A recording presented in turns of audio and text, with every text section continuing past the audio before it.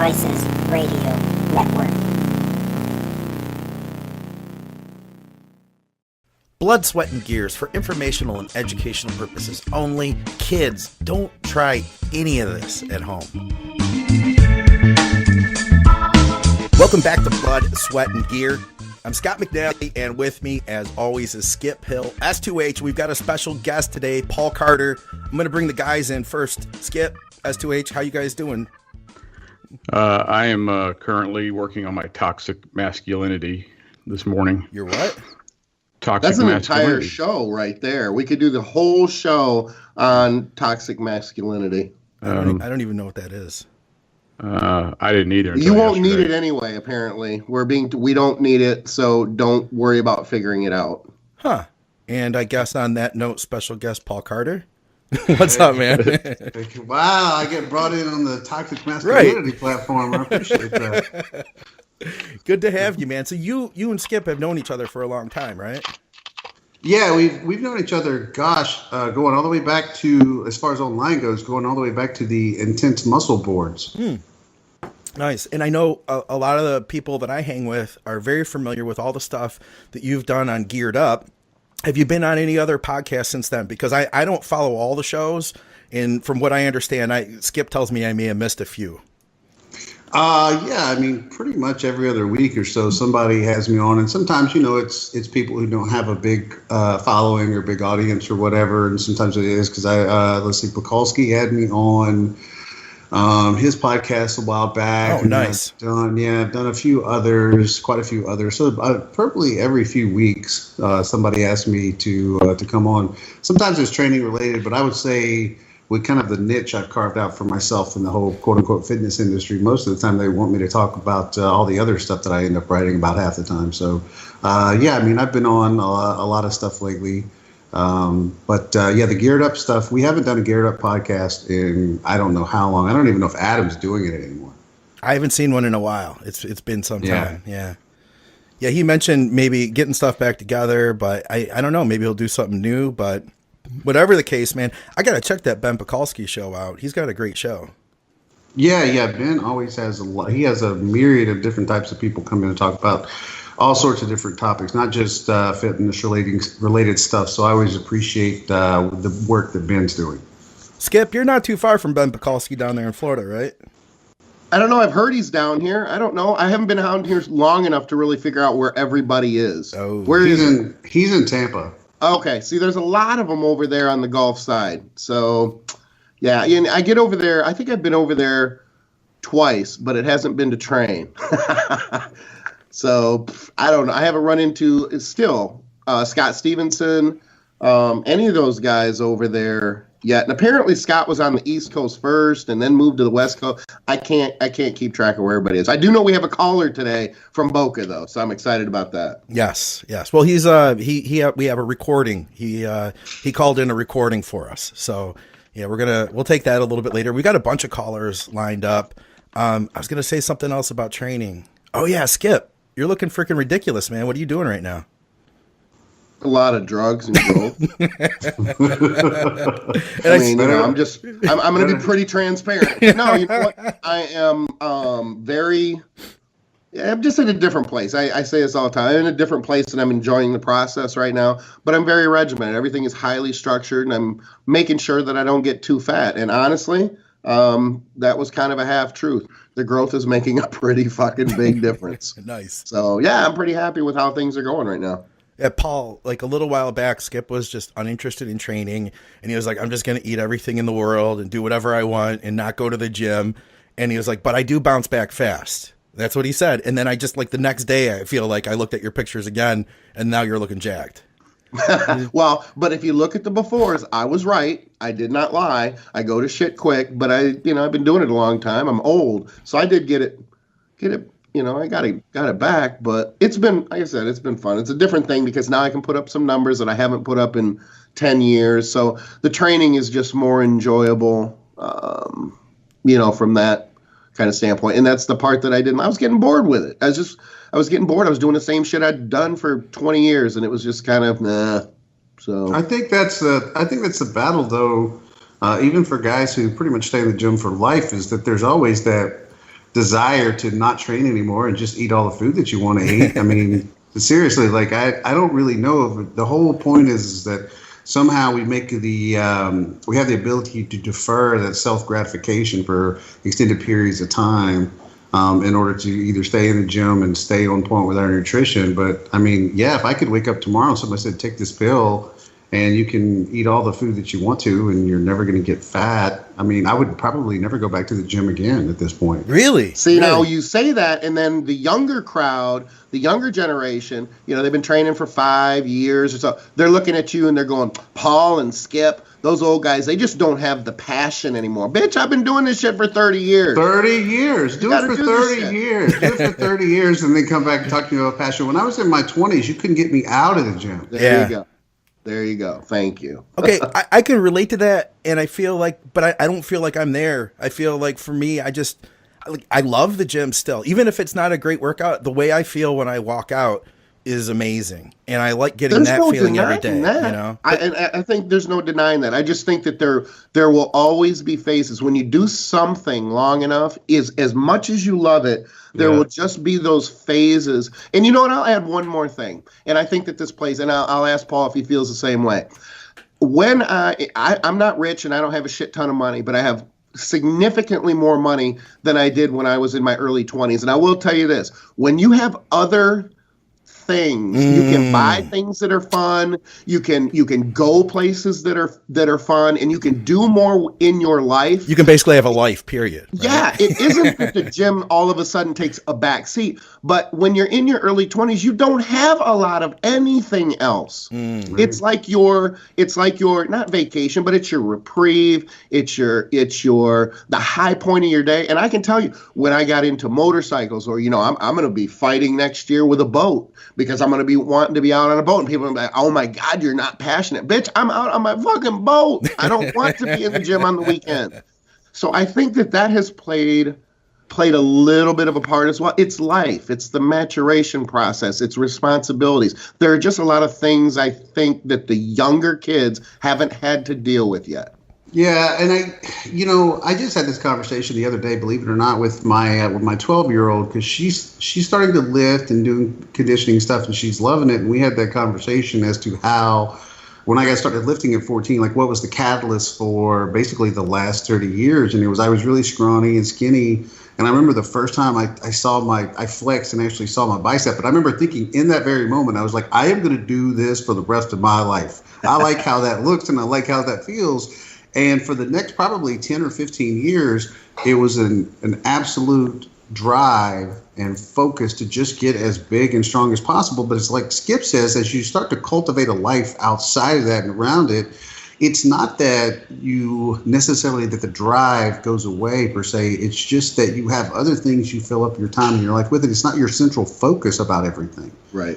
And that, again, that's the maturation process of just growing up. Plus, not to mention the fact that there comes a point after the first 10 to 15 years of training, especially if you're natural, your first 7 to 10 years of really intelligent, hard training, you've pretty much maxed out. And I've told natural guys that forever. I'm like, look, after about 10 years of hard training naturally, that's intelligent training and your nutrition's dialed in, you're pretty much maxed out genetically. And now, once you play your ACE card at that point, which is, the last card you're going to have to play, which is where you go on gear, then you're going to, the ceiling gets raised a little bit, but then there still comes a point there where either you're trying to grow and it just becomes an issue of chemical warfare, or you're just like, look, this is just pretty much as big as I'm ever going to get, or as muscular as I'm ever going to get. And then you kind of change where you're like, well, I wouldn't mind being leaner more often or whatever. You kind of change your priorities around a little bit to keep training or dieting interesting from kind of another vantage point. Yep. That makes sense. Hey, I'm going to go to a caller here in a minute, but before we did that, I wanted to just introduce Paul a little bit more. One thing I'm curious about is you said that sometimes podcasts have you on for the training information and education. But you said you've kind of carved out a niche outside of that. Just tell us a little bit about that before we get started, because I think this is really cool.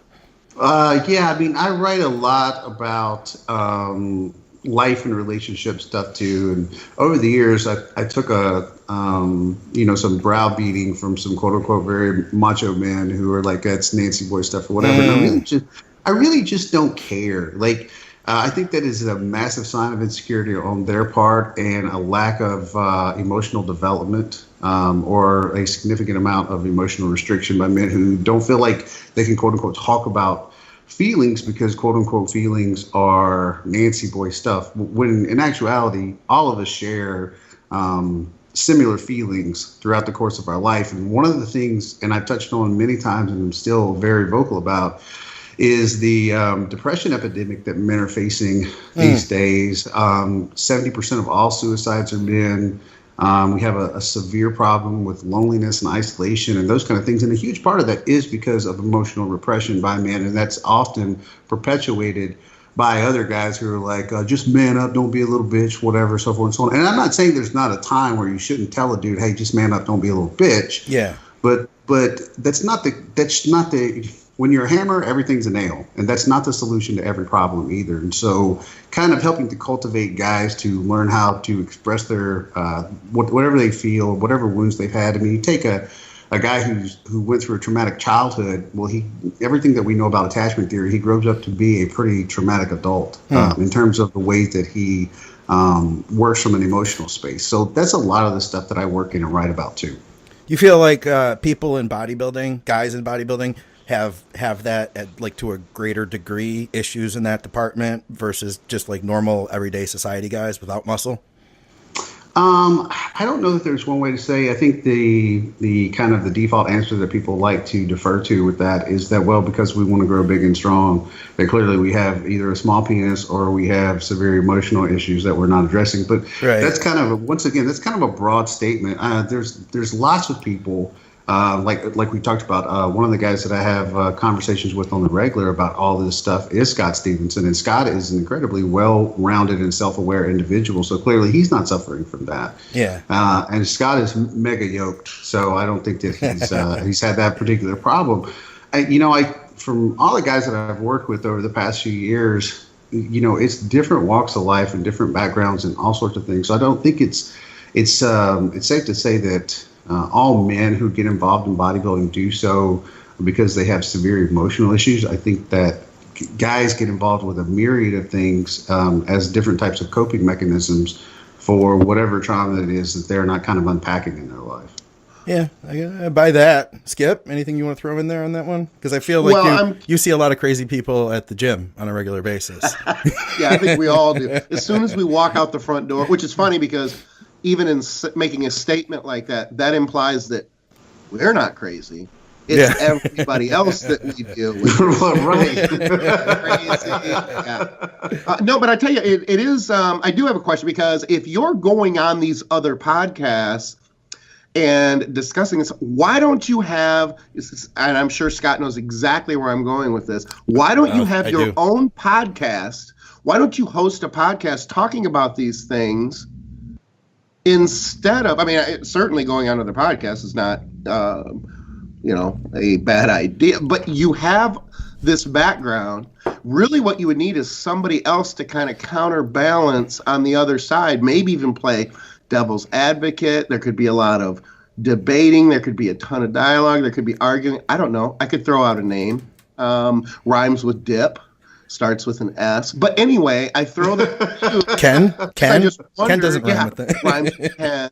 No, but why have you considered that? I guess I probably get a dozen messages a week asking me why I'm not running my own podcast, and honestly, I don't really have an answer for it. It's something, if you're going to, here's the thing about it. You talked earlier, Skip, about how we go through phases where you're like, I don't care, and then you do care. And I think, you're not going to be dialed in on your training and nutrition until your mental and emotional energy are in a space to where that's where you want to be. Absolutely. Right. So to me, if I was going to do a podcast, I wouldn't want to do this thing to where I'm like, okay, I'm supposed to do, it had to be something where I move into a mental and emotional space where it's something, okay, I want to do this right now. I'm going to do it every week. I'm going to be consistent with it, and so forth and so on. And my outlet really is as a writer. and I mean, I write. I mean, that's just been one of my healthiest coping mechanisms over the years that I developed. And like that tends to be the format in which I kind of vomit my thoughts out to everybody. But I get asked this so much about, why aren't you doing a podcast? And I don't know, it's something I've thought about a lot. Skip, we had conversations about it, I think maybe a year and a half ago. We did? Oh, that's right. Yeah, I vaguely, no. No, you don't vaguely remember it. I'm picking up on all your sarcasm. I'm gonna put this out here, and I don't want to put you on the spot. I'm just giving you my thoughts. Honestly, and I think I've said this to Scott before, number one, I want to do eventually a podcast that has nothing to do with bodybuilding.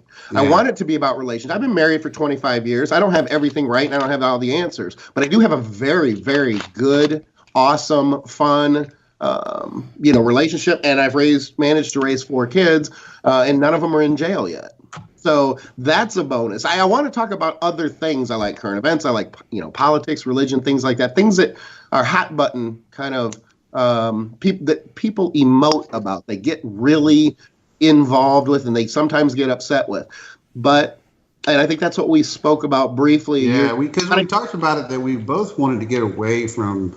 Right. And again, that's the maturation process. We both wanted to get away from talking about like building muscle and eating and nutrition. And like, to me, I feel like after 3 decades, there's only so much you can say about it anymore. Right. And I still enjoy doing that. No, I me would too. just like an outlet to do something a little bit different and to reach a little bit different audience. I still think that it would have a strong pull inside the industry because people, if they know you, they'll listen to you. But it's just something people in the industry still have relationships and still have a life outside of the gym, even if it's, like we talked about earlier, even if they haven't cultivated more of that yet, they still have one. And I don't know that there is that outlet. As an example, you have people in the industry who do want to hear things other than training, nutrition, and gear sometimes. So I think there's room for it, and I think people would listen or at least be intrigued. But like I said, it's something I threw out there. I've always wanted to do that. I've still got it on a back burner, but what happens in situations like this and putting a podcast together, if that's what would ever happen, is it has to be, it's about a dynamic. It's about, obviously it's information, it's entertainment, but you're a very good writer, so I would certainly not want to, pull you from that. But at the same time, you're incredibly articulate, well-spoken, you have a lot of experience. If you had a vagina, I would probably try to fuck you. Too much, Skip. Too much, Skip. That's the best compliment I've ever received in my life. Oh my God. I'm actually kind of emotionally more wired like a woman, and I don't have a problem saying this. I tend to be able to connect with people on those levels and I think that a big part of that is because growing up, I had a really good relationship with my mother. We were very close, and she kind of made it okay, to be able to, like you talked about, Skip, to emote things, to express how you feel. And I grew up in a household, and we had dysfunction too, especially in my early teen years. But for the most part, my early attachment development years, I had a very loving household. It was easy to express how you felt. There was great communication, and I attributed a lot of my own internal growth of where I am now to the fact that I was able to grow up in that kind of environment. It would be such a good fit because my parents on the surface were like the Cleavers, but behind closed doors. I had an incredibly tumultuous teenage years when everything just went off the rails. My father ended up having some severe PTSD and had to go into long therapy for that kind of stuff. And him and my mom split. I got a divorce. I was abandoned for a few years. My best friend got killed when I was 13 during this time. I ended up getting on a Greyhound bus when I was 14 years old and going all the way across the country to live in Oregon for the entire summer. So I had No kidding. Wow. Yeah, I had a lot of things happen. At 14, did you say? Yeah, 14 years old. I started playing music when I was 8, and I had this big Yamaha drum set. I ended up pawning it for several $100s. And I got on a Greyhound bus. I'm 14, and I went from North Mississippi all the way out to Albany, Oregon, which is a 4-day Greyhound bus ride. That's grueling. So like you're not like 4 days, not showering, sitting on a Greyhound bus with with the dregs of society. I hate to say that, but but seriously, True. it's just true. Like anybody that needs to travel, is going to be pretty poor if they're having to travel for 4 days across the country. Right. So, but you know what? I got to do things like nobody would dare allow their children to do that kind of stuff now. Right. Oh, So God. I got a lot of experience out of that. Yeah, no kidding. Now, as a listener right now, I can't believe there's one person listening right now who's going, God, I sure wish I'd shut up and get to talking about gear right now. Anyway. That's a good point. We should, let's go to a commercial break. And when we come back, we will go to our first caller.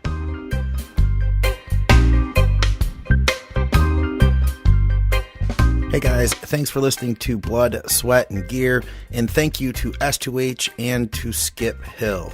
Guys, Team Skip has been synonymous with bodybuilding conditioning for the last 2 decades.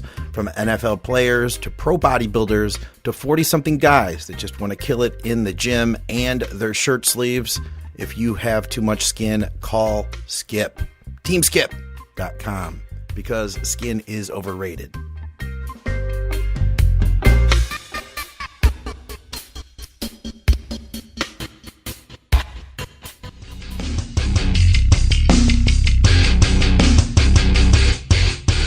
Hey guys, why are you using sports nutrition that was designed for someone else? At TrueNutrition.com, they offer the world's largest selection of quality protein powders, and they let you design your own custom blend from a variety of powders, flavors, boosts, and packaging options, like the Team Skip blend, for instance. That's over 20 billion possible combinations to create a protein powder tailored to your diet, your goals, your tastes, and your budget. TrueNutrition.com also offers the ability to create delicious custom oatmeal blends, and they're third-party tested, proving that all their supplements are ensured to have the highest level of quality and value. Don't be a sucker and pay for fancy packaging and gimmicks. Discover the source that bodybuilders trust and stop using mass-produced nutrition that wasn't designed for you. TrueNutrition.com, and use our code ADVICES at checkout to let them know that you support the shows.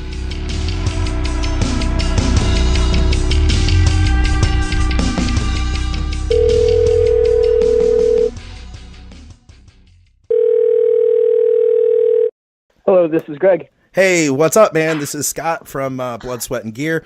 I'm with S2H, Skip Hill, and Paul Carter. Guys, say hello. Hey. Hey, guys. Let's go. Thanks for having me. Absolutely, man. Where are you from? I'm from New Jersey. Oh, no kidding. What? Yeah, it's freezing here right now. Oh, yeah, no kidding. You guys had that blast. We're getting that too in Detroit. What's your question for us? So my question was basically about carbing up for a show.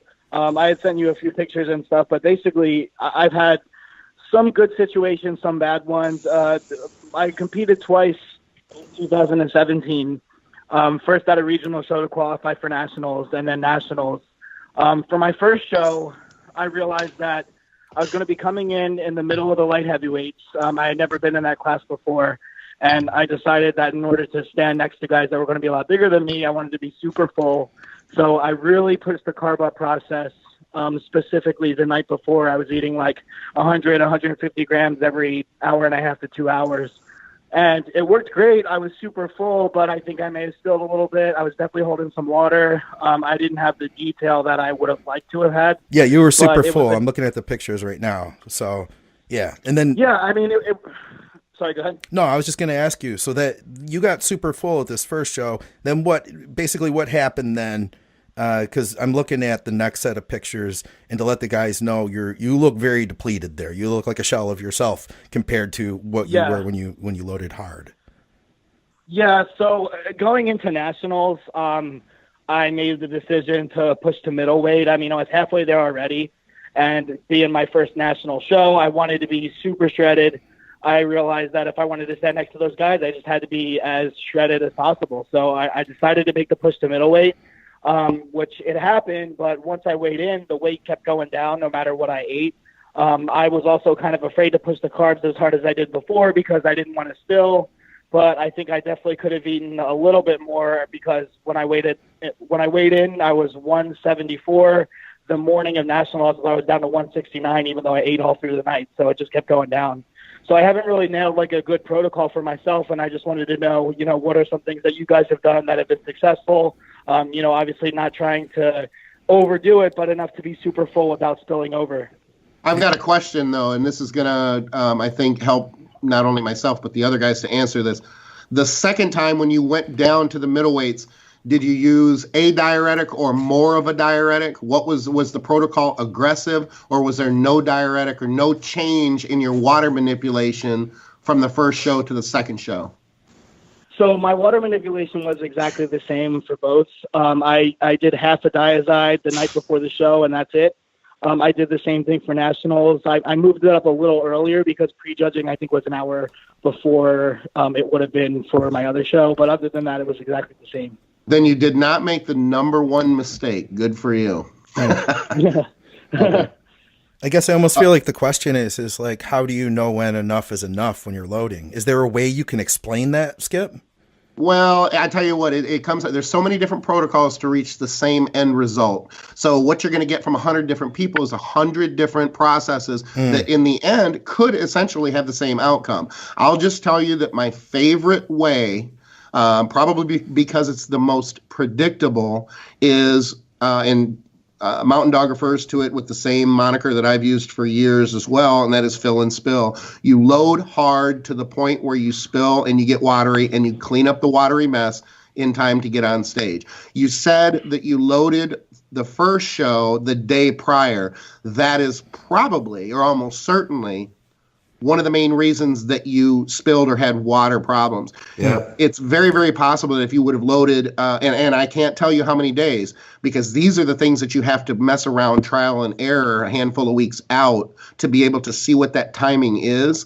But you probably would have been fine if you had done the same thing, probably 2 days out, 2 days. maybe 3. It just depends on who it is and how you respond. But if there were, sometimes it's only 1 day. You can go one full day and you can dry out. Maybe if you're not 100%, you'll dry out though 80, 90%, and you would have looked completely different. It's hard telling. A lot of this is trial and error.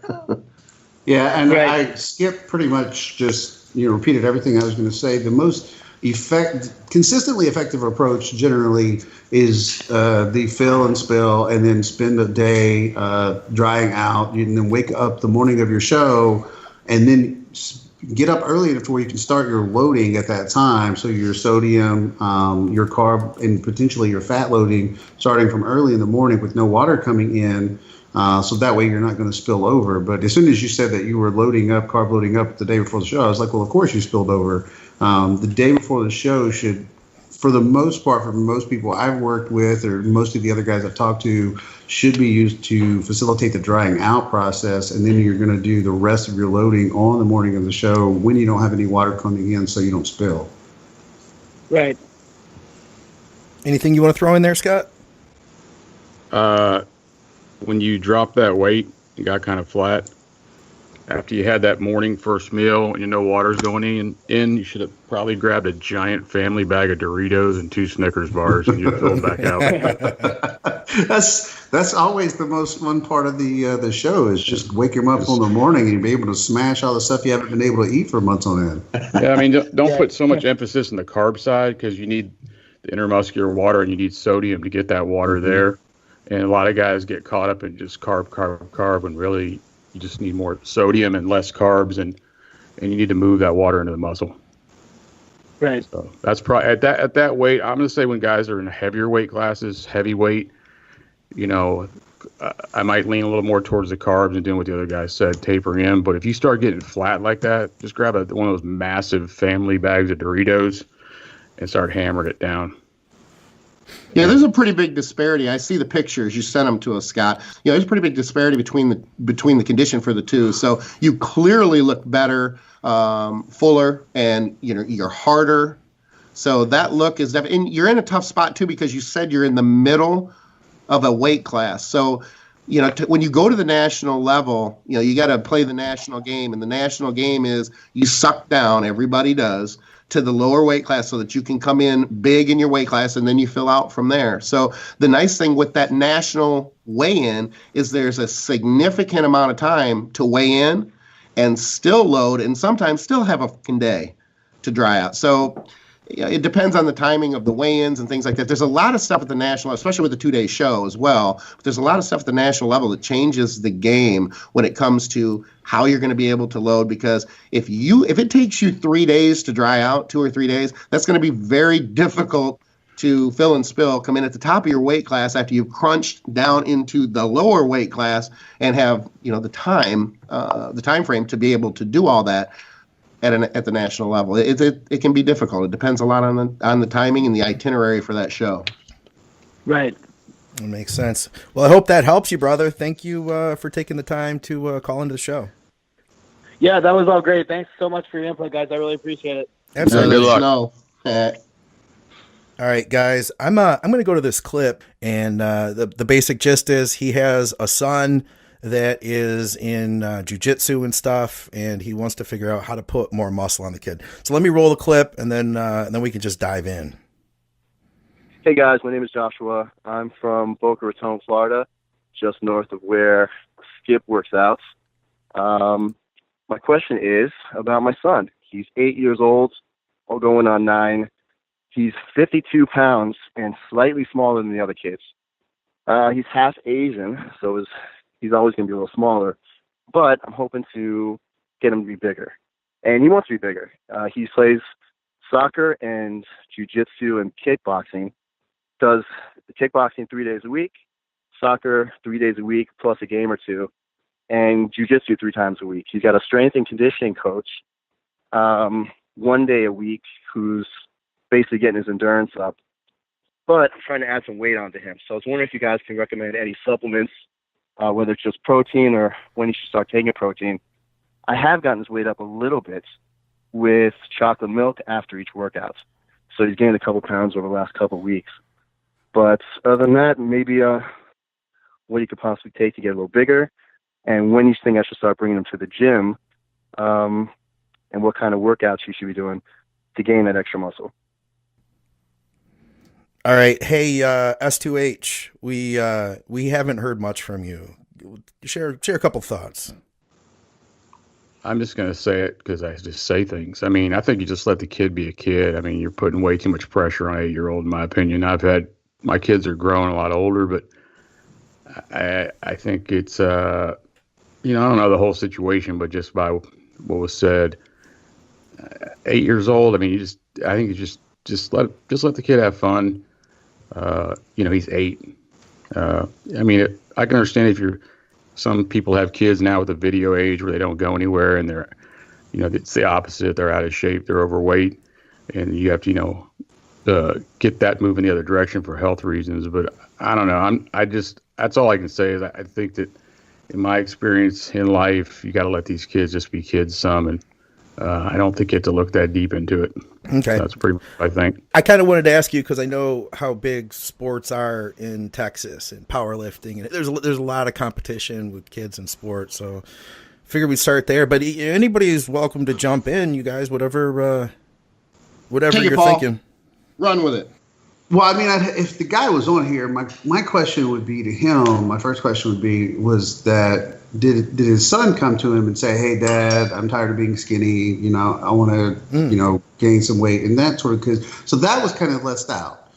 So if the kid didn't come to him and ask him about that, and the kid is generally happy and he enjoys doing his sports and all that kind of stuff, then there's a little bit of projection going on. So like, hey, I want my son to be bigger. I want my son to be more muscular, and like, I'm not a fan of, doing that kind of thing. My 12-year-old, she got pretty chunky for a while, and I didn't really say a lot to her because I didn't want her. I knew internally she felt bad about it already. So she came to me weeks ago, and she's like, "Dad," she's like, "I want you to help me with my conditioning and help me like to learn how to eat better and that kind of stuff." So it came from her. It was something she desired to do and wanted me to help her with. But if I was consistently pushing that on her and forcing her to do it, you guys know how that tends to work with kids and like where we're at. Like we say we want the best for our children, but what happens is when we try to remove their autonomy in terms of their own self-awareness or self-development, those kind of things, they tend to rebel against that over time.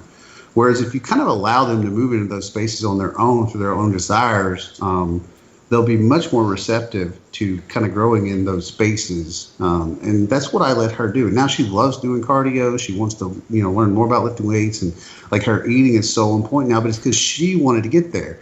But if this kid is enjoying his life and he's enjoying doing jiu-jitsu and he's enjoying, all the different sports, to me, that's that he's going to develop naturally through that process. And then as he gets older, if he wants to be really good at any of his one chosen sports, lifting will be something that probably comes into play. And if his dad's lifting, he'll say, hey, Dad, what do I need to do to lift, to grow, to get bigger, get stronger, so forth and so on. And then it's a natural facilitation of that process, and the kid enjoys it more. So don't push it, basically, is what you're saying. Yeah, let the kid be it's like he said, let the kid be a kid, let him develop, work on the agility, coordination, and all those kind of things right now, rather than trying to force weight gain on him. Let his body kind of grow naturally into all of the other things that he's doing. Plus, who's not 50 pounds when they're 8 years old? I mean, I know I was. I don't even know if I was 50 pounds. But the point is, I would be more happy that my kid's probably a little thinner now with the obesity problem that we have throughout the United States than trying to force my kid into learn how to power shoveling food at 8 years old. I feel like that's probably not a healthy area to come from. That makes sense. I'm going to go against the grain a little bit, and I'm going to say, honestly, I think you two are a little bit off base. I would start with a very aggressive growth hormone protocol. I would turn this kid from basically an Asian into like a really fucking tall white dude. I don't know. No, I've managed to raise 4 kids. I talked about that before, or 3.5. I still have one, so I don't want her to think I've forgotten about her, and she happens to hear me say that, go, Dad, I'm still here. I still am going to be here for 4 more years. But anyway, I'm gonna back, obviously, you guys. It is a little concerning. I don't want to beat the guy up. I know you guys don't either, but it is a difficult position because the 8 years old is pretty young. And I agree with you, Paul. I think that I don't know if he can really say or have any idea, much of an idea, of how this kid is going to grow, whether he's going to be short, light, as far as body weight, when he's still only 8 years old. I like what Scott said. Let the kid be a kid.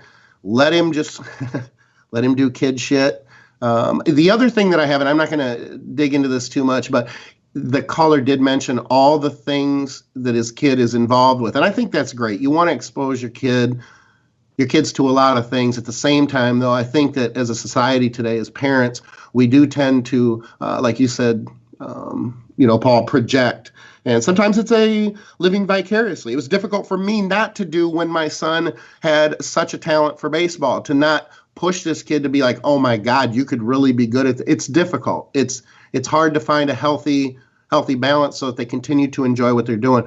But I would encourage the caller to try to do that, because inevitably what happens in situations when these kids are pushed too hard is they end up burning out and they end up resenting all the things they're doing, and they don't enjoy it. There will come a time where they will not enjoy those things. And trust me, they'll sit back and we can laugh about as parents how, I don't know how you can feel so overwhelmed. You're only 13 years old. But I know I had a son who played baseball at a relatively high level young, and he ended up that it was too much. And that kid basically became a professional pot smoker. I love the kid to death. I'm not going to beat him up on the podcast. I love this kid to death. But it became too much for him for whatever reason, and the expectations were too high. And it was one of the reasons that he needed to escape. That, and I don't mean to cut you off, but I don't want to lose my train of thought here. It's like all of that ties into something we talked about earlier, and that is as you grow, right, and your world and your emotions expand and all that kind of stuff, That's what we sit back and we're working from a point of context that we're in right now, where we say, oh, that's, what are you complaining about? That's all you got on your plate.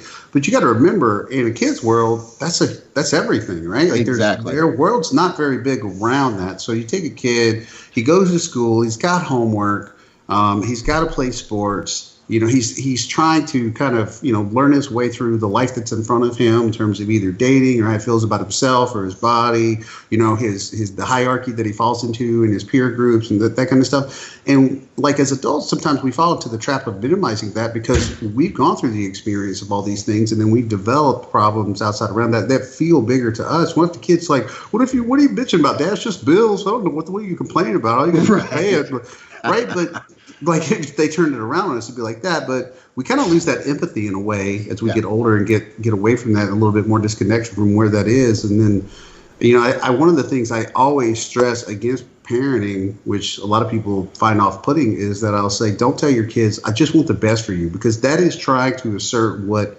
you want for their life rather than trying to be empathetic about what it is they feel like they may want for their life, which could be something totally different. And when you take away a kid's sense of autonomy or sense of independence, like within reason, what happens is they don't feel like they get to kind of grow into the person that they want to be. We're trying to force them to grow into the person that we want them to be, which is not always congruent. Yeah. And that can be destructive and detrimental, just as you're talking about, Skip, with your son. You're like, hey, I want you to be this. You got this in front of you, and you don't see this immense opportunity that you could have with these talents that you have. And he's like, you know what? You're taking away from me what it is I want to really be doing. And I think I'm just going to smoke pot instead. Right. Exactly. Completely. I only set one standard for my kids growing up. I want you to turn 18 and leave. Yeah, thank you. That was it. I have that same one. I think we're getting to that point. What are people always gushing over their kids? I love my kids, but I'm like, I can't wait till all you guys are gone, man. Yeah. And I love you when you leave, but when you're gone, I'm like, oh, I can breathe again. You can come back and visit. There's no problem there. And it's funny, too, because they always want to leave right up until that 18th year and one day. Then all of a sudden, they're like, no, I'm not in any big rush to get out. Well, that's too fucking bad. One of the things the guy mentioned, though, I think is good for kids if they enjoy it, is jujitsu, because jujitsu is, I've done some, and it's a long-term game. I mean, there's no instant gratification. There's no instant award. I mean, to become a black belt in jujitsu, I mean, you're talking 10 years is pretty fast. Yeah, so I talked to him for a few. Teaches him discipline, I talked to him for a few, Scott, when we recorded that question. He's really into the jiu-jitsu too. Like, they're doing tournaments on a regular basis and stuff. Yeah, there's no instant gratification like a lot of things in society today. So with jiu-jitsu, you have to put the work in. There's no, okay, in 1 year you test for this belt. It doesn't work that way. You have to earn your place and earn your keep, and it's a very long game, and I think that's one thing that is good for kids is they don't get stuff just handed to them. How old, guys, are kids supposed to be before you can let them start lifting weights? That's been debunked, dude. There's all the theories. What's a good time? I think it depends on the kid. Some kids develop a lot earlier than others. That's kind of a hard one to say, but I don't know. I think I started lifting when I was 12. Yeah, I was 14. Yeah, I was 14 as well. I think the intensity and how heavy it is, I think that all plays into it. How well you're coached as far as form and how you're training. There's a lot of variables there. It's difficult to kind of say, well, probably not before this age. I don't know. I'm not sure I'm comfortable. I could throw out there and say 12, but at the same time, if they're coached well and the intensity isn't too high and they're not training too heavy, maybe they could get away with training at 10. I don't know. Let me just tell you what, in retrospect, if I could go back, stay myself, what I think what I would have done from the time that I was little is I would have gotten into gymnastics and stayed in gymnastics, because gymnastics, you develop an incredible amount of strength to move your body through space. Yeah. An incredible amount of explosiveness that you have to work on, and just the flexibility, mobility, all those things. I think it encompasses everything that we end up bitching about later that we don't have as lifters. And you take a kid that's really good, or if we're good for them, for their genetic capability within gymnastics, they're going to be pretty good in every other sport that they go to play in, because it develops everything else that you need in athletics. Right. So if I was to say, as far as his kid, I mean, he's already got him doing 19 sports. I guess the decathlon is next. Put them all together. Yeah. Then I would say, if he's going to keep putting him in different sports, I would go ahead and add gymnastics to the mix, because you take a kid. I mean, one of the things you had to do in gymnastics, you got to do a lot of chin-ups, pull-ups. You got to, be able to hold that, was it the iron cross or whatever? All the running, jumping, that kind of stuff. I just feel like that transcends over into everything else that you do from an athletic or muscular standpoint. I could see that. Those guys are yoked too. I mean, they're not big, but they're not crazy big, looking. but they are always like single-digit body fat, Yep. super developed from a muscular standpoint. They're explosive. They're fast. Now, I'm not telling you doing gymnastics is going to make you explosive and fast. We all know there's a neurological component to that particular part of athletics, but I'm saying, is it going to kind of maximize your potential in those areas? And I think that it does. So I think if you want to take a kid and you say, I want to have this Superman athletic kid, what's the base that you want to start with? I personally don't think it's jiu-jitsu or football or any of the. I think it's gymnastics. I think gymnastics will transcend and make you better at all the other stuff that you're going to do.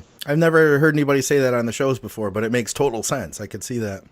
Yeah, like, well, show me a kid that's like 10 years old and kill it in gymnastics. He's going to be able to knock out like 1,000 push-ups and a bunch of chin-ups and sit-ups and hold his body weight in the air and flip all over. I mean, like, if you can do all that kind of stuff, lifting weights is pretty easy. Doing all the other stuff is pretty easy because you're already flexible. You already have good strength. You already have good mobility. It's all built in. And you got to be short to be good at gymnastics. And yeah, you got to be like 3 feet tall. Like if you're Yeah. over 3 feet tall, you struggle. But here's the thing: think about this. Even for somebody tall, for them to become pretty good at gymnastics, like they have to really work on developing their coordination, their strength. They got to be stronger than they normally do. Right. If you've ever done it, I think Skip, you do yoga, right? Like you do some yoga stuff, right? Or you did? Well, I don't technically call it's it not yoga. But, What do you do, man? You never told. You never talked about this. No, I'm trying to. Skip goes to the Oriental yoga hot massage. That's not counting as yoga. Well, what I was going to say is I've done yoga. I've done yoga a few times. Mark Dugdale does hot yoga for his cardio stuff, and I'll tell you this, dude. Like yoga can be brutally freaking hard. Dude, I love yoga. Brutally hard, man. And so.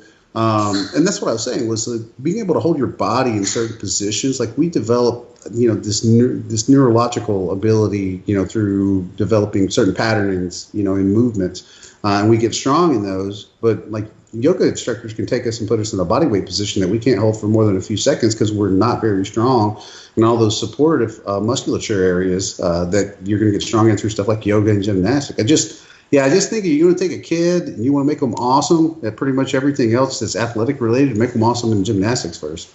But, hey, guys, let's shift gears here. I've got another caller that we can add in. I've been told to do yoga, but I know I can't. Dude, if you've never done hot yoga, it's hard, dude. That's what I've heard. It's hard because number one, it's like 1,000 degrees in the room, and then you go in there and you're having to hold yourself in all these really hard ass positions. Don't be on any orals during that time. You'll get the worst lower back bumps you've ever had in your life. Right. Yeah, it's good. It's really good cardio. All right, I think we got our caller here. Tor, are you on the line with us? Yeah. How's it going, guys? What's up, man? Welcome to the show. Not much. We've got Paul Carter here along with S2H and Skip Hill. Oh, right on. The relationship expert. Yes. Yeah, I told you. That's me. Yep. That's funny. What? Well, anyway, I got 3 questions for you guys. If that's that's a lot, right. man. What's your best one? Let's start there. my best one. Yeah. Okay. Or the question you need answered the most. Okay. Well, I'll do this question that I think is good. So this is kind of hypothetical. Say you have 2 twins that are obviously like identical, and this is in regards to nutrient variety. So if they're doing everything the same, workouts, all that stuff, and the only difference in the variables is one of them is eating a full spectrum, so getting in lots of different quality of nutrients, different protein sources, carbohydrates, and all that. And then the other one is maybe eating one or two protein sources. Same thing with carbs and fats. The macro ratios are the same. It's just one of them's getting a lot more nutrients. Who would do better, like if they were doing a 16-week prep at the end, like in visual appearance? Paul, do you have any thoughts on this one? Because I feel like this is all speculative, right? Like we can't. This isn't like something we can tangibly, say. Right. This guy would. Yeah, definitely. But yeah, Paul, do you want to start us out with anything, or you want to go to Skip first? We can put Skip on the spot. Well, I think what he's asking is if you have one person and they're using a wider variety of macronutrients and then micronutrients, are they going to have a better look at the end of a 16-week prep, all things being equal, compared to somebody who's using limited micro and macronutrient profiles, right? Exactly. I think this parlays into something me and Skip actually hit on one of my statuses lately, and it was about red meat and how you know where I'm going with this, right, Skip? Oh yeah. Yeah, and where people like red meat is magical, and that it's like it's got properties that make you bigger and stronger. And Skip chimed in with like he's been trying to tell people for years that really in terms of like what your body's going to do with animal proteins is pretty equivalent across the board, regardless of intake. So. If you were looking at say 1,500 calories across the 16 weeks for both people, and the macros were the same, say you just tossing out numbers, 160 grams of protein a day, X amount of carbs, X amount of fats a day, and one person, and they were genetically equal, and one person was limiting their sources, and then the other person was using a wider variety of sources, I don't necessarily know that there would be any significant difference as especially when you factor in an energy output was the same for both people across those 16 weeks. I don't know how you would viably measure that in any particular way. I can't really say. I mean, that's going to be my guess. That's going to be my particular guess on that kind of question. So I think what you're asking is there a benefit to a wider intake of macros and micronutrients? I would say yes, as far as your macros go. Most of us that have gone into prep eventually do tend to narrow it down to a few select sources that we can be really consistent and be sustainable with. And that tends to play out over the course of a prep, I think, more times than not. Would you guys think so? Skip, what do you think, man? Yeah, here's the thing. I completely agree with what Paul is saying. You're talking about 16 weeks. It's not like, I tell you what, if you compared a 16-week prep or time frame with, say, 2 years, you could develop deficiencies if you're limiting your sources of food versus varieties of food. But really, it sounds like the only real difference is going to be the micronutrients. So from a 16-week standpoint, yes, you're going to have, you may start to develop mild deficiency, but whether they're going to get in the way of, your metabolism and, efficiently burning body fat and training and everything, I would say probably not. And I would back it up by saying this: the large majority of bodybuilders probably run deficient in several micronutrients by the end of the prep anyway. Yeah, absolutely. Yeah. So I would think that the end result probably would not be different. If it was different, it wouldn't be like you couldn't quantify it. You couldn't see it. It wouldn't be like, I'd be tighter if I would have had, a more broad array of micronutrients. So now if you're talking about macronutrients too, and that part I wasn't very clear on, again, it just comes down, if you limit your food sources, you're going to limit your micronutrients. As long as you're getting your macros to a certain degree. I mean, you can't eat waffles all day and pretend. I understand that there are people who do that, and I'm not here to. I hate that, dude. I hate. Yeah, I mean, and to each their own. Yeah, I don't like it. I don't like it either. But yeah, some people have a pretty good argument. They come back, they go, and I have to look and go, yeah, you're pretty fucking shredded. I can't. But I feel like that's the exception to the rule. But anyway, no, I don't think after 16 weeks, I don't think you're going to see anything, any sort of difference that you can quantify. No, I wouldn't do it for fucking 2 years though. You probably wouldn't with some shit. I don't want to talk too much. Just to say the intangible there that you really factor in is the hormonal response to specific foods. So if you limited it to say something that you had a higher hormonal like insulin response to, or however your blood sugar is fluctuating during certain carbohydrate intakes, that would drive satiation either up or down depending on how you're responding hormonally to that particular food intake.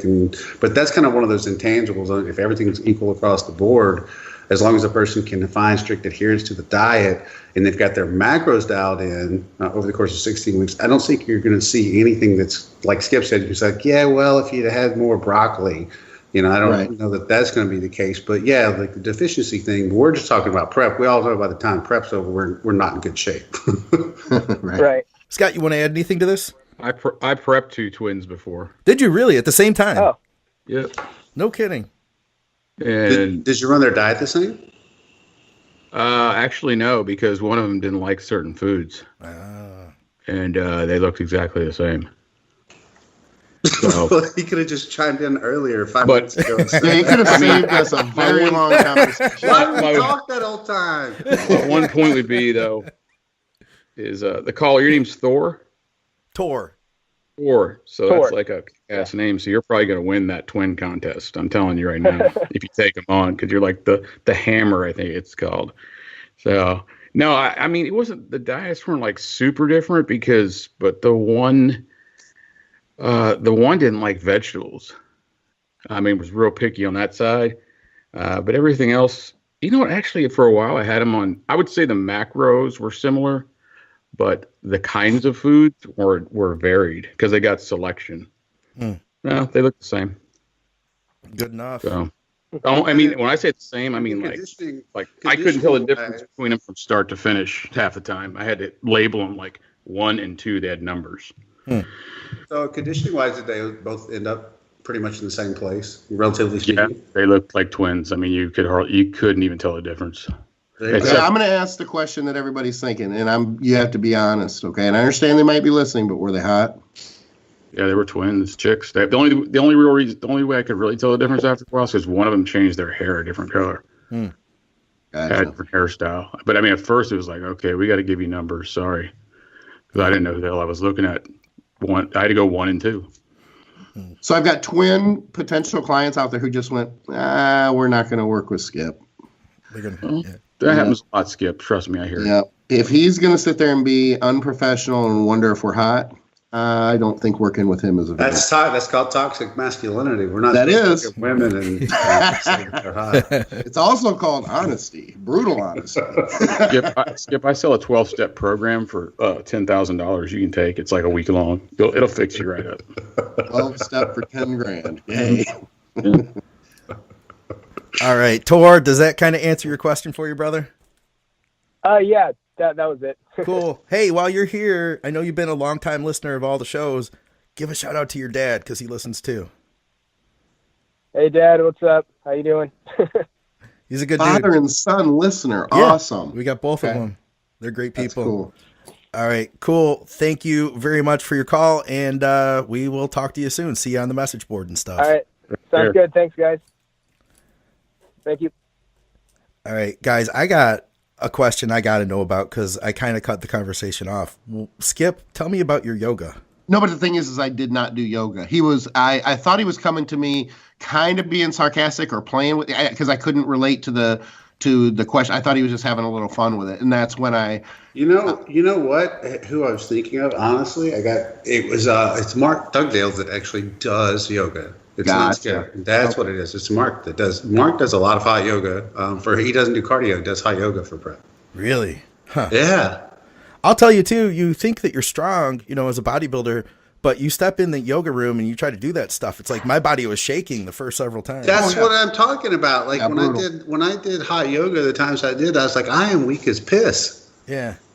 I had a couple clients tell me that they were going to do it, and I did kind of chide them a little bit, give them a hard time, and then I looked into it more, and I was like, holy shit, this is serious business. Like, I had no idea. Yeah, I had no idea. So I was a little embarrassed because I didn't know, and I kind of gave them, I'm like, oh, you're going to do yoga. Toxic masculinity, basically. It's the topic of the show today. I guess so.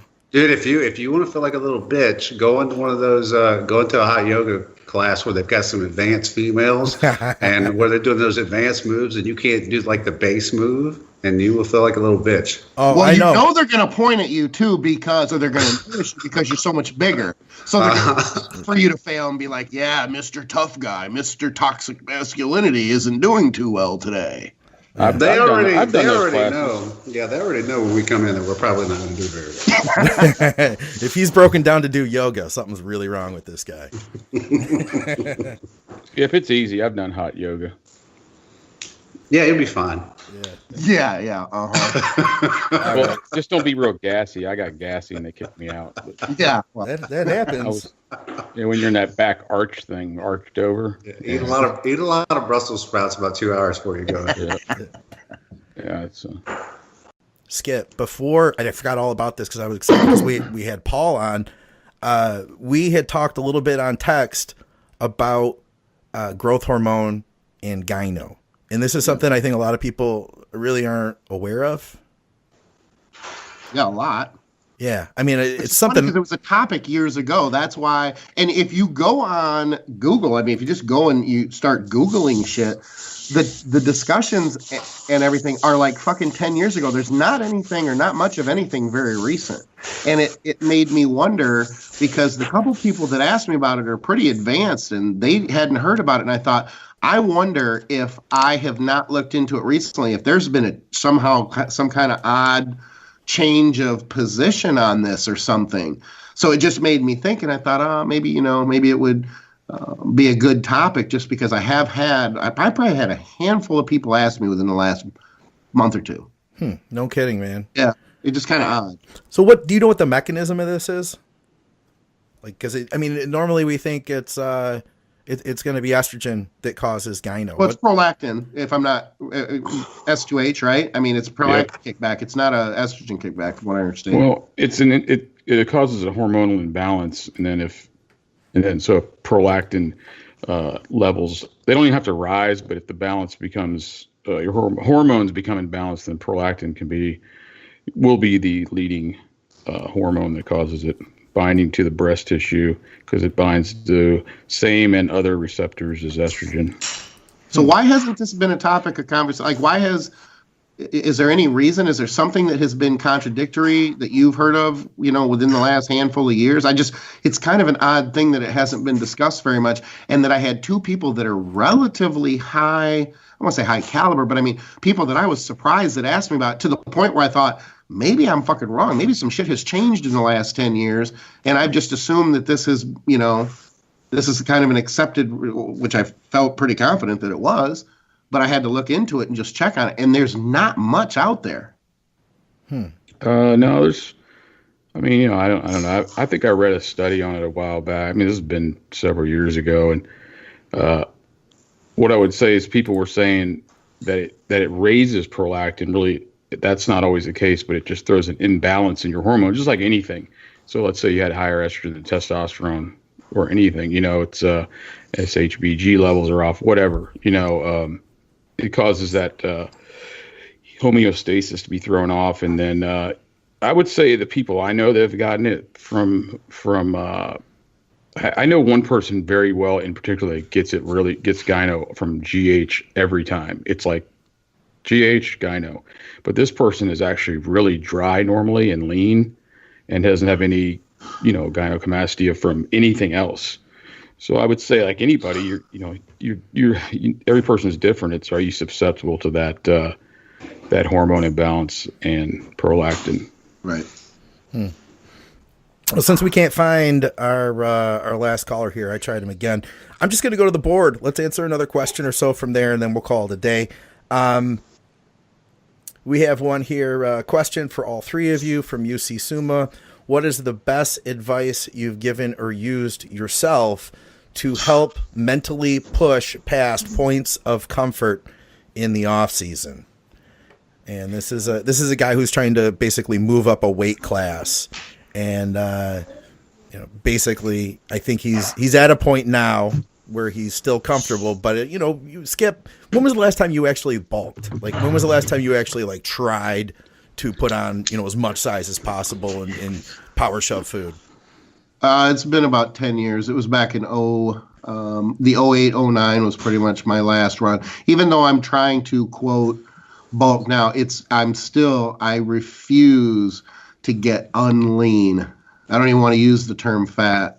I refuse to get unlean during the process. So I don't feel, my structure right now almost feels more like prepping than it does forcing food. I won't go back to forcing food. I think it's the main reason that basically that I've struggled more with distension, and I think a lot of people have since the force feeding started in the mid 90s. I think that's when the gut situation took off, but I won't go down that path. It's been a while, and it is not comfortable. The shitting, farting, and not being able to get to your shoes to tie them was a main reason, one of the main reasons that I just finally decided I don't want to push this. It was also back injuries.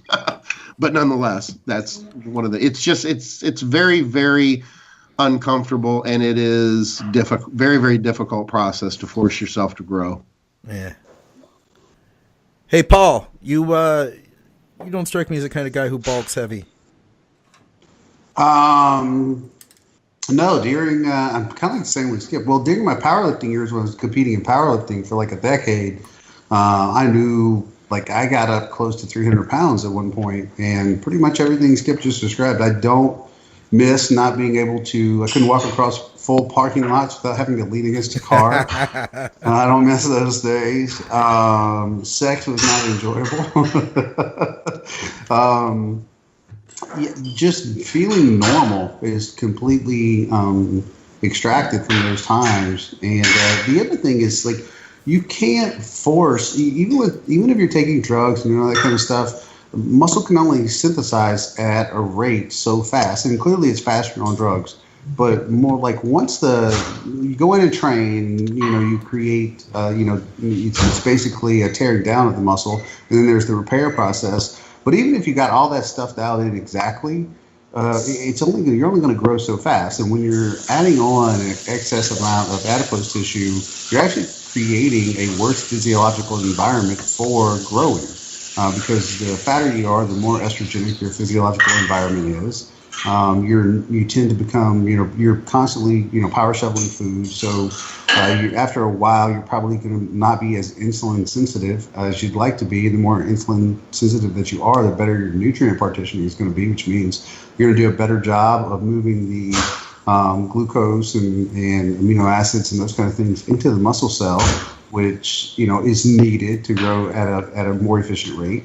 I don't recommend like guys like getting overly fat, and I've heard certain prep guys say, well, yeah, you got to get anybody that you see that stays lean year round, doesn't tend to look a lot different from show to show. But for the most part, if you guys really think about this, most guys, they'll bulk to that excessive size. Like one time they're like, holy crap, this guy's massive.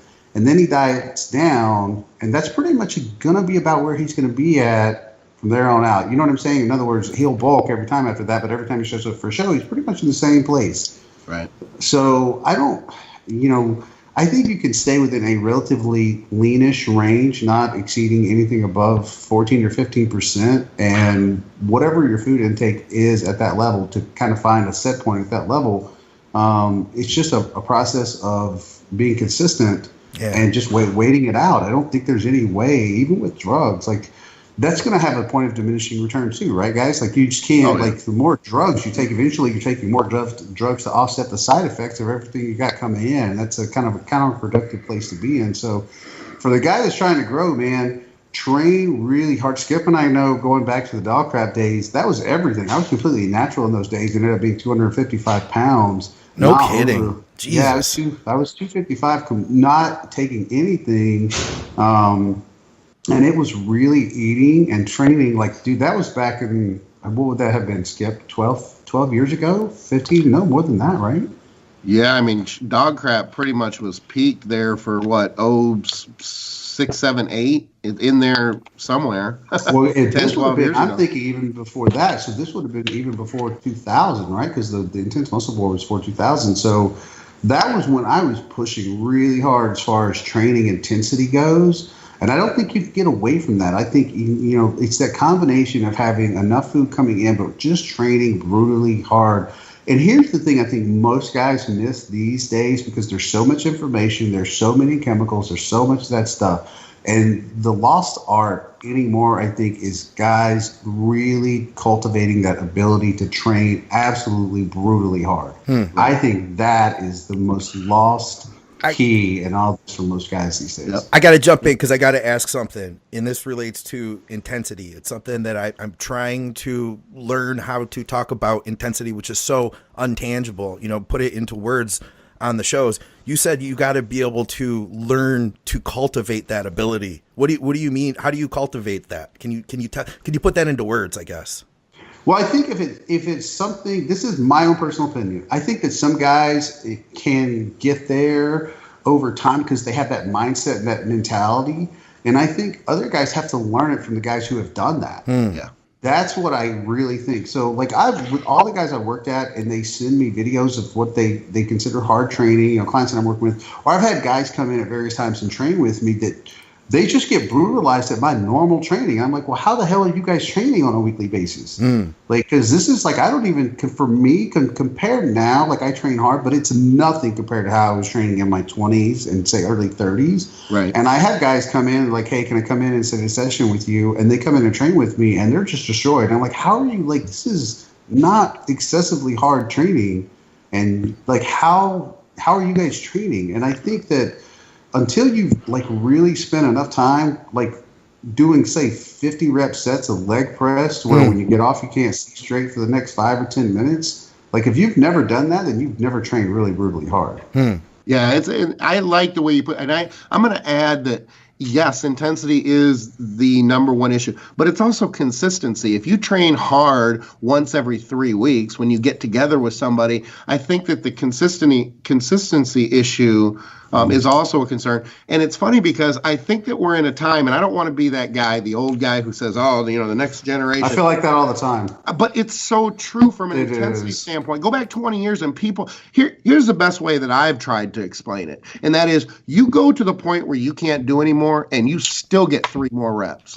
That's the best way that I can explain it in a very tangible black and white, because it's kind of an ineffable, you can't really explain it. You have to, it's somewhere you go. Yeah, exactly. It's an intangible. But to add on to that, Skip, that's back in the day where we'd sit around and go, okay, how do I make this brutal set harder? What can I do? So I just did the 50 reps on leg press, and I feel like I'm going to throw up. Okay, now strip some plates off so I can knock out 20 more. That is where your mind has to go to push past those thresholds, because your body reaches a point where it's I know what you're throwing at me. I know what you're throwing at me, because you become to a place where you're incredibly adapted to all the stimulus that you've thrown at yourself, right? So the big thing now is volume, because all this, everybody becomes so sciencey. It's volume is the driver for growth. And I'm okay, but here's the thing.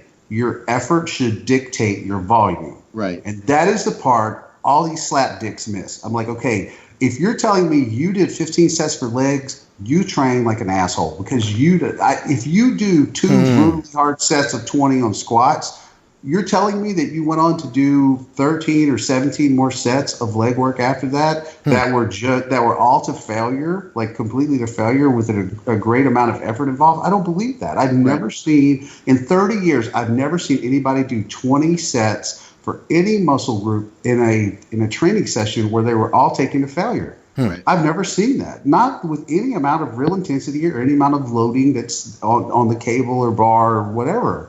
I've never seen that. So you have, what I call it is that your variable volume allocation, and that means is it's kind of a, you know, within a certain range. Okay, well, I'm going to do 1 to 3 sets of this movement. But if you feel the muscle's been stimulated and you've worked super hard on the 1 set or 2 sets, and you've had good mind muscle connection, and you feel like you facilitated the stimulus for growth, why are you going to keep doing a whole bunch of sets after that? I cannot agree more. It's funny. But these are the things that it's very, very difficult to explain or to get people to understand. Intensity itself is kind of an evolutionary thing too, because what intensity meant to you 3 years in is completely different 7 years in, and is even completely different 15 years in.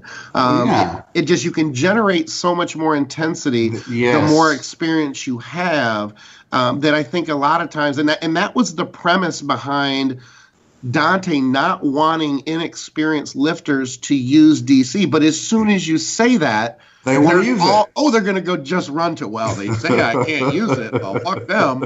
This is the way to get huge. But they didn't have the capacity to generate the necessary intensity. Now, the cool thing is I still think that a lot of people still could have progressed, and probably did, without that experience. But the more experienced you were, the more intensity you could generate in a much smaller volume of work, I guess. I think the other thing, the reason why I always gravitated towards low volume, high intensity set protocols was because I really like when you bring the human condition factor into the gym with you, which everybody does. If you're telling me I've got to do 15 sets for a particular body part, it's almost inescapable that you are going to withhold yourself a little bit on the multitude of those sets. But if I tell you, okay, you got 2 sets here that you got to make count. You can go dive balls into those 2 sets, pour out everything that you have into them. And then, to me, that is going to make the difference between doing the 2 sets where you have good mind-muscle connection, where you're working your eccentric contraction, where you're squeezing everything that you can get out of those 1 or 2 particular sets, than going in and do 15 junk sets where the body's like, nah, I can do this. I got it. Right. Yeah, I gotta say, I was victim to that stuff. I did a lot of volume, and nobody could have told me at the time, because I didn't have that intensity. It wasn't built up strong enough yet to actually make anything worthwhile. So I just did more, because for me, like, in my mind, that equaled more intensity. You know what I mean? Yeah, and you can. Here's the thing: you can grow that way. But even in studies, what we've seen between, say, untrained men and trained individuals, when they looked at it in controlled groups and stuff, is that newbies can do anything and grow from it. We all know that, right? Like, you throw a newbie in the gym, but that's anytime I look at the study and they're like 14 untrained men, I just thought that I don't have any reason to read this. But when they contrasted that control groups and looked at going to failure versus non-failure and vice versa in both ways, experienced resistance trained men always saw a greater increase in muscle growth over whatever extended period of time they were doing the study in, compared to the group that was experienced that didn't train to failure. So at some point, you've got to have a time in your life, in my opinion, if you're going to maximize your potential as far as muscle growth goes and development, where you've got to train really brutally hard. And I don't know any other way around that. I don't know any other way around that. Like I said, you can do 20 sets of junk volume, and you can grow. But even if you look at the guy, you look at from Ronnie Coleman, or you look at Dorian, or even go back and look at Arnold, that kind of stuff. Everybody remembers the soft pumping iron. What do you remember the most from the training stuff is Ed Corney and Arnold doing squats. Yeah. But the one squat set they did, they weren't doing any more freaking leg work after that, because Ed Corney was lying down, for the next 10 minutes, right? So when you do a brutally hard set like that, you're not doing high volume training. You can't. Yeah. You can't. So your growth sets is where those are your money makers. That's where you facilitate the stimulus for growth, because your body's like, holy shit, I got a debt because this dude is kicking my ass right now. Yeah. How long are your workouts, Paul? Man, they never exceed 45 minutes. That's it. And what do you? And I know we're kind of getting into interview stuff here, Skip. But I have these questions. I really want to know. How do you split your body parts up? I have been on the whole chest, shoulders, triceps, back, biceps, legs forever. Okay, that's what. So you, and then how many times a week do you end up hitting each one of those groups? Okay, so there's the difference in now. So I use a lot of auto regulation. So if I had a really hard back day and I feel that workout hangover the next day, I'm okay with just doing cardio that day to facilitate recovery, because like steady state has a high degree of restorative methods to it in regards to recovery, to helping to bring your parasympathetic immune system kind of back up to baseline, because you probably tapped in too hard to your sympathetic or sympathetic nervous system. Sorry, not immune system, but your sympathetic nervous system on those really hard days where you got to what I call train on the nerve, where you got to get psyched up, get super focused, and you got to do a big movement and you go all out. The next day, how often is it? You might be a little sore, but you just feel hungover. Right. So if I'm feeling really beat down from my autonomic nervous system feels kind of suppressed because I had to tap in, train on the nerve in that really hard workout. If I need to take the next day off, I will. But usually it's anywhere from 4 to 6 days a week. During the dog crap days, it was 3 days a week where you did the rotational split. But I actually find I like training 35 to 45 minutes as far as efficiency goes, and keeping my rest periods short, working to failure, and kind of using my volume allowance based on how, like, if I feel like I needed another set, I'll do another set. If I feel like that set was really, if I was really focused in on that set and I feel like that I got the job done with it, I just go on to the next movement. So usually, like yesterday, I did back. Back was yesterday, right, babe? My girlfriend's in the person. She works out with me. So there's like one set of pull downs to failure, one set of barbell rows to failure, one set of shrugs to failure, and I think we did some rear delts or something. That was it. So I take it you don't need to, if you're getting out of there in 45 minutes, you don't need a ton of time to warm up either then. I do. People ask that all the time. I walk in and my warm up is to throw, like, to either use the empty bar, usually, or something really light for 30 or 40 reps, and then I throw a plate on. No kidding. Yeah, I don't do the whole 15 minutes on the treadmill and all that kind of stuff. I never have. Skip, where are you at with warm-ups now that you're pushing harder again? Well, it depends on what it is. If it has to do with legs, shit, it takes me. Well, first I have to stretch, which I understand it seems to a lot of people to be counterintuitive, but I've come to that because I have to open up. I call it open up my base, my hips, my glutes, my lower back, or I'm in such a vulnerable position. When I train legs, I'm just waiting, and I'm in an accident waiting to happen with my back. So, I mean, shit, I'll stretch, and then it'll take me another 15 to 20 minutes just to warm up. And I think part of that, admittedly, is psychological from a confidence standpoint. Even though it's been 3.5 years since I've had a major lower back injury, I remember it like it was yesterday. So I go out of my way to take time. Other muscle groups, I am still very, very careful. I mean, in my brain, I'm probably older in my brain than I actually am physically. I just go out of my way to take a long time, especially now because I'm training heavier and more intensely than usual. So Skip is that Kermit the Frog meme where it's like doing all the stretches before he does bench press. Exactly. I completely agree. And I know people actually think that. They're like, oh my God, it takes him a long time. But it's just something that I think it's more of the routine, and it's something I've done for so long that I just accept it as part of the process. And it's those little superstitious things. It's playing the same song, so somehow it's going to save you, during your heavy sets. There's just things that you get into as far as your routine. I don't think you can be dismissive, of those things. I'm not like, it's different for everybody, right? Like, I don't think you can. I couldn't go into the gym and do that because I have to stay focused on, like, get right into what I'm going to be doing. Right. But if Skip has developed that routine and that moves him, because we all know that lifting is a very metaphysical activity, right? So your mindset is just as important as to where your body's kind of feeling for the day. I mean, how many times have you guys ever walked in and you're not feeling it, but 4 or 5 warm-ups, something turns on, and all of a sudden you just crush it the rest of the session, right? We all had those many times. So your mental space that you're claiming ownership of during the time period you walk through the gym, and what moves you into that mental space is just as important as what your body's kind of feeling like the day, or it'll have an effect on what your body is going to feel like. So kind of connecting that mental and physical, whatever's between that chasm there, and whatever you use to facilitate connecting those two mechanisms is really important.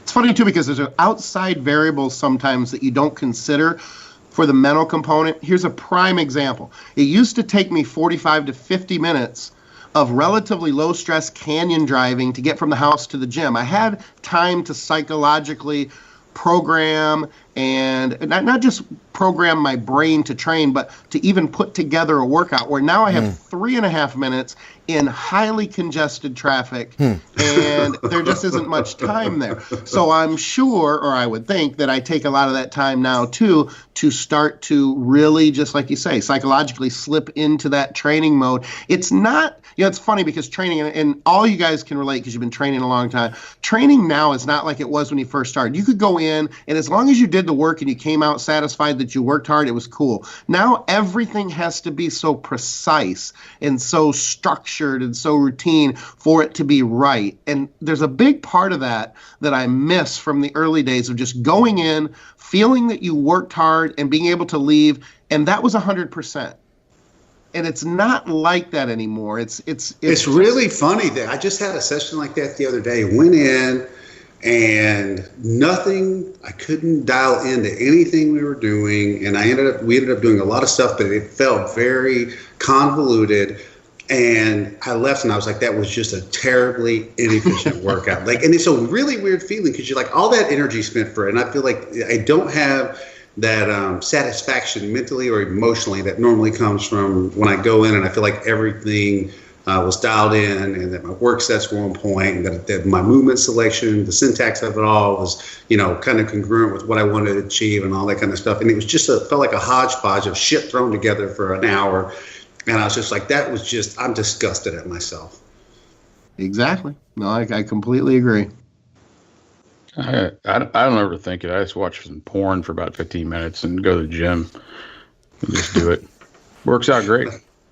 Like I said, whatever it is that mentally you have to do to get ready is probably going to be a little different for everybody. It's normally Don't save him, Paul. Don't do it. Well, the midget fisting porn works better, but it's I think people overthink shit. Just go to the gym and I think the best gains ever made was just going to the gym and just smashing it and not weighing my food and all that stuff, just eating instinctive. So here's the thing about that. One of the areas that I've been working with this guy I co-wrote my book with, and he specializes in neurotyping.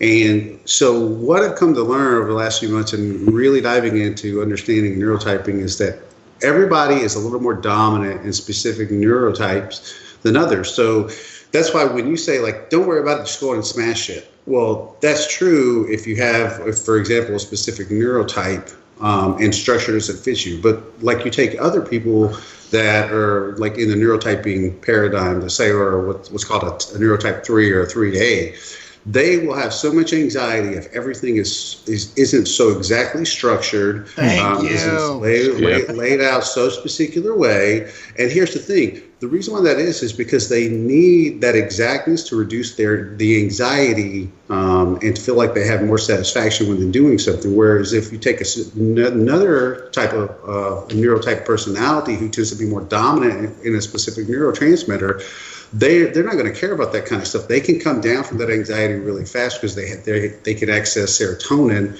or GABA more easily.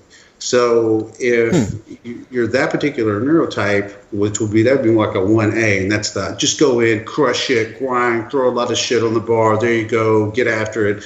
Then that type of training will absolutely appeal to that particular neurotype. But if you take somebody else, say they need a lot of variety. They get bored after 2 or 3 weeks on a particular training style. That's because they tend to be more dominant in another neurotransmitter. And all of these things we see parlayed across pretty much every aspect of our life as well. So if I had to guess, I bet Skip's the kind of guy when you get in his car, his air freshener is sitting in a specific place in his car at all times, and his glasses are in a certain case, and they've always got to be situated, sitting a certain way in the console or whatever, and that kind of stuff. And so you see that transcend across everybody's life because that's the way their neurotyping works. Yes. It's funny, I call it control. If I have control over the 2 hours that I'm in the gym and everything surrounding, then I don't have to have control over every other aspect of my life, be it my wife and what she does, things at home. I'm able to, now when I don't train, when I was off for 12 weeks, my wife would laugh and say, I can see your control coming into other things where it isn't normally present. And I saw it. It's an awareness. But I look at it. That's why I find training after all these years to be there's such a therapeutic component of it. And if I can obsess, it is to me it's very consuming and it's very obsessive. And the anxiety is exactly as you say. That means that you're probably dominant in glutamate and have a poor conversion of glutamate to GABA. So it probably takes a great amount of resources in your life for you to have a reduction in anxiety so that you can feel comfortable operating in those spaces. Interesting. That's cool. Yeah, your estrogen's high, Skip. 1 to 2. I never heard of it. And then he is totally a type 1A. I can tell from talking to him. He's totally nut up and quit being a little bitch kind of guy, which is totally the type A 1A personality. You know what though? Honestly, gosh, I don't know. That was probably we could probably have a really awesome conversation about that at length because I'm not sure about that. But I am very stuck in certain. Keep in mind, I mean, and you know this as well as anybody, Paul, we've been doing this a long time, so I almost claim it as mine. It's like, nobody get in my shit. Nobody try to fuck with you. Can't come in and try to control it. I've got control of my domain in this specific area. But then outside of that, I'm quite flexible. I think I should probably drag my wife in here but we don't have the time for that. Are you a neat freak? Do you have a little bit of OCD though? I only in certain things. Like as an example, when you discussed my car, because this is quote my dream car. Yes, definitely. It's like when my wife leaves the parking brake on, I'm like, the fuck? Why do you need the parking brake if it's not right on the line the way I like? Yes, there are OCD components in that, but it doesn't extend further. I mean, I can look at my bedroom right now and my wife goes crazy because she's like, gosh, when we were in the house, everything was perfect. Well, no one sees our bedroom because it's not part of our basement like it was in our house. Nobody sees it. I don't give a shit if it looks disheveled sometimes. So I don't think necessarily. Yeah, that's a part. But that's what happens is we tend to extend a great more amount of those emotional resources to the things that we tend to value more. Right. Exactly. So if you really value your car,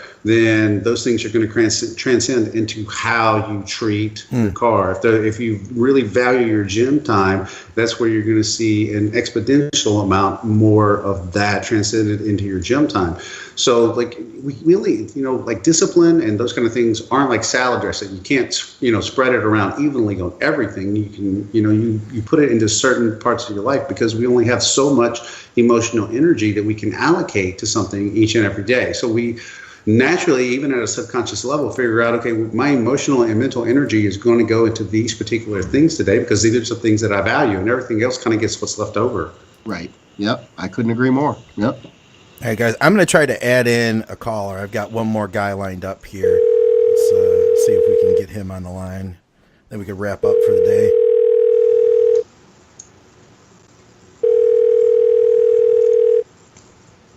Good afternoon, Ray speaking.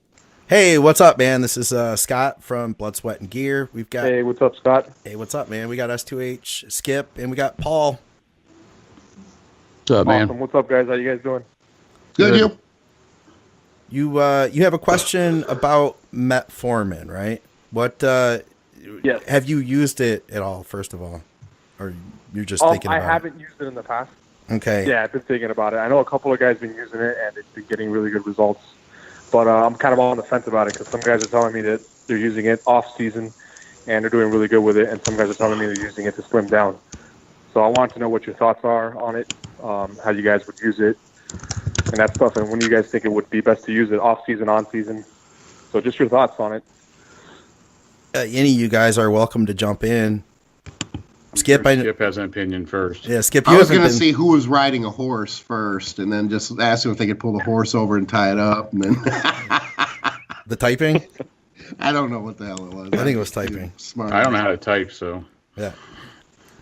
You, I remember Skip back on PED radio. You were a big fan when you just started using it, and you were like, "This is great." And then you went to berberine. It was the berberine. That's what you like. Metformin made you too flat, right? Is that what it was?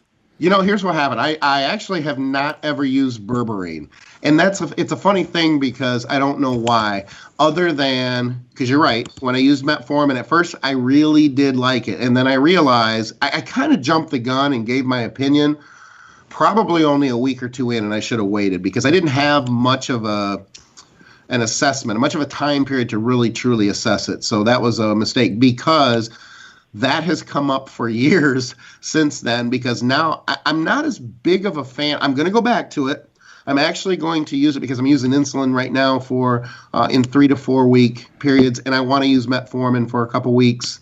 It's going to be 2 to 4. I haven't figured it out, but anyway, I'm going to go back and I'm going to use it to kind of revisit it, see how I like it. I probably would be better to ask once I could get a month or whatever it's going to be, 2 to 4 weeks of using it, and then give my opinion. But I will tell you, you're right. I felt like I was flat on it. It also, the GI disturbance, wasn't awesome either. I ended up not being a very big fan of it for those reasons. But again, I need to revisit. I need to use it, I think, with more consistency and really just kind of just a longer time frame to be able to truly assess whether I'm going to like it or whether I'm throwing it back into the bin. You know what I saw was I've seen situations where guys have used it in the off season and they've been able to hammer a lot of food. And in more than one case, and I mentioned it on the shows before, I don't feel like they made the progress they could have. Well, I mean, because metformin's a GDA. It's a glucose disposal agent. It's not an insulin mimetic. So it's disposing glucose from your system. So if you're going to way overeat or something, it serves a better purpose and doesn't have, preserves some insulin sensitivity. But it's I think people get metformin and insulin, they think they're the same thing, and their actions are the same, and they're not. Thank you. Yeah. So metformin, and that's why probably Skip said he felt flat, because he was disposing the sugar or glucose in his system instead of retaining most of it. So, I mean, I think it's for type 2 diabetics or pre-diabetics. So it's for people that generally have blood sugar problems based off of a poor diet or weight gain and or both. So I mean, I think it serves a purpose if you want to go out and just eat a bunch of shit and take it. It probably will help you, but in that regards of not retaining sugar, glucose, and converting it into fat. But it's not the same as insulin. I think that's where the confusion comes in. Of course. So you think using it for cheat meals would probably be pretty beneficial? Yeah, I've used it for that. It works once a week. You can get the shits though. I tell you that too with it. Yeah, without consistent use, your GI, most people's GIs there'll be some distress there until you can actually get into a consistent dosing protocol. Have you guys felt flat on it before? I mean, I don't think I'm the only one, but I haven't heard that from a lot of people. Other people claim to, I feel so full. And I'm thinking, damn, how did you feel so full on that shit?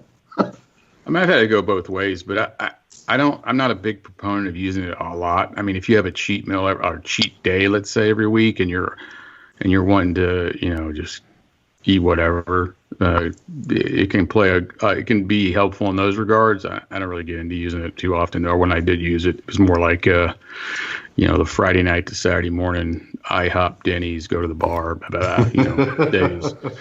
So, well, let me throw it out there then. Critique me. My decision to use it. Do you think it's a bad idea? I only want to use it for a couple weeks. Well, I said a couple weeks. I would run it longer if I could, only because I like black and white periods. If I'm on insulin for 4 weeks, sometimes I think I want to be off for 4 weeks because I'm weird like that with black and white time frames. But the point is at least for 2 weeks, for no other reason really than to help increase insulin sensitivity. Bad idea? I don't know what your normal blood sugar levels are and all that, but I would say for you, probably, I personally don't see any use in it unless you're just off season, or you want to just, some people, I know some guys have used it pre-contest, and a couple of them, for whatever reason it worked out good, and a couple of them it didn't work good at all. So I just, my mindset is just sporadically, if you're going to go out and blow it up one day, you're going to like a Super Bowl party all day on Sunday, and you're on a really strict diet, I mean, you could put it in there. I mean, actually, sometimes it's better not to. It just depends on the person, but sporadic use is what I would say. Yeah, and just to add that, I think the reason why that some guys, when they use it and have good results with it, and some guys don't, is because the guys who use it and have good results with it probably aren't as insulin sensitive naturally as that they need to be. And the guys that use it don't really see much out of it probably have pretty good insulin sensitivity. For anyone that's going to use it, my personal suggestion is that it works best if you're doing some type of carb cycling and that you're using it during the days where you're going to do your higher carb loading. And then that way you can also kind of minimize how much time you're going to have that GI distress that often does come with it. Right. So to me, like if you're using it and you're not really seeing anything, that probably means your insulin sensitivity is probably pretty on point and you're not seeing any benefits out of it, which means you don't need to be using it. And if you are using it, the feedback that you can be getting from that is I need to do something to actually become more insulin sensitive to improve that particular area physiologically. So really, if you want to use it as something, it's more like a feedback drug to say, okay, I'm not as insulin sensitive normally as I should be. And that's why I'm seeing the results, these good results of being fuller when I use metformin on a higher carb day. So let me take some time to work in my diet and some other areas to become more insulin sensitive. So if you use it like as a kind of a feedback mechanism, I think that's probably one of the better areas that it works in. That makes sense. Paul, do you ever have any experience with berberine? Because I know it works in a similar way, right? Yeah, I mean, what is it? I can't remember right offhand, like what's the difference in the two? Berberine's a natural plant. Yeah, and there's something else though, and I can't recall right offhand what it was, the difference between those. Those aren't two drugs that I really look into a lot for example, what I was just talking about, because I feel like if you're needing metformin to feel full, then the feedback it's giving you is that you're not very insulin sensitive. So you actually need to improve that rather than using metformin. It's kind of like that Band-Aid. Okay. So it'd fall in the same kind of category you're saying then, basically. Yeah, I mean, for the most part, if you're seeing results from either of those two drugs, it means that you're probably more insulin resistant than you need to be, and you need to get that fixed. Because what do we see out of people that have type 2 diabetes is that they have insulin resistance. So that's why they see benefits from taking metformin. So if you're taking metformin, you're seeing cosmetic benefits from it, from being fuller, then yeah, you're not partitioning your nutrients as efficiently as you should be. That makes sense. Well, thanks, Ray. We appreciate the call, man. Does this help sort things out a little? Appreciate it.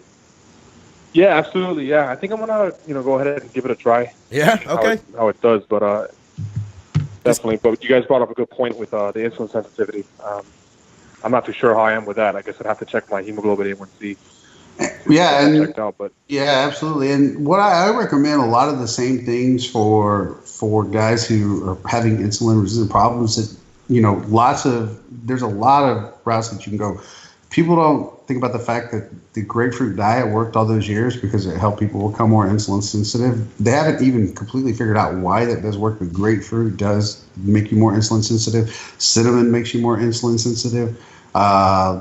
Balsamic vinegar makes you more insulin sensitive. So if you don't have any of those in your diet right now, what I always recommend to guys is pulling back and putting the only carbs for the day in at peri-workout and post-workout when your GLUT4 is more highly expressed. So that way you do a better job of shuttling your carbs into the muscle cells during that time, and then pulling back on your carbs the rest of the day and using a lot of cinnamon, and then having grapefruit with each meals, and then putting balsamic vinegar on all your shit. No kidding. yeah, that's it. And one thing never do, because I did this, is take metformin, Zynocal, and eat a bunch of ice cream, because you will hate yourself.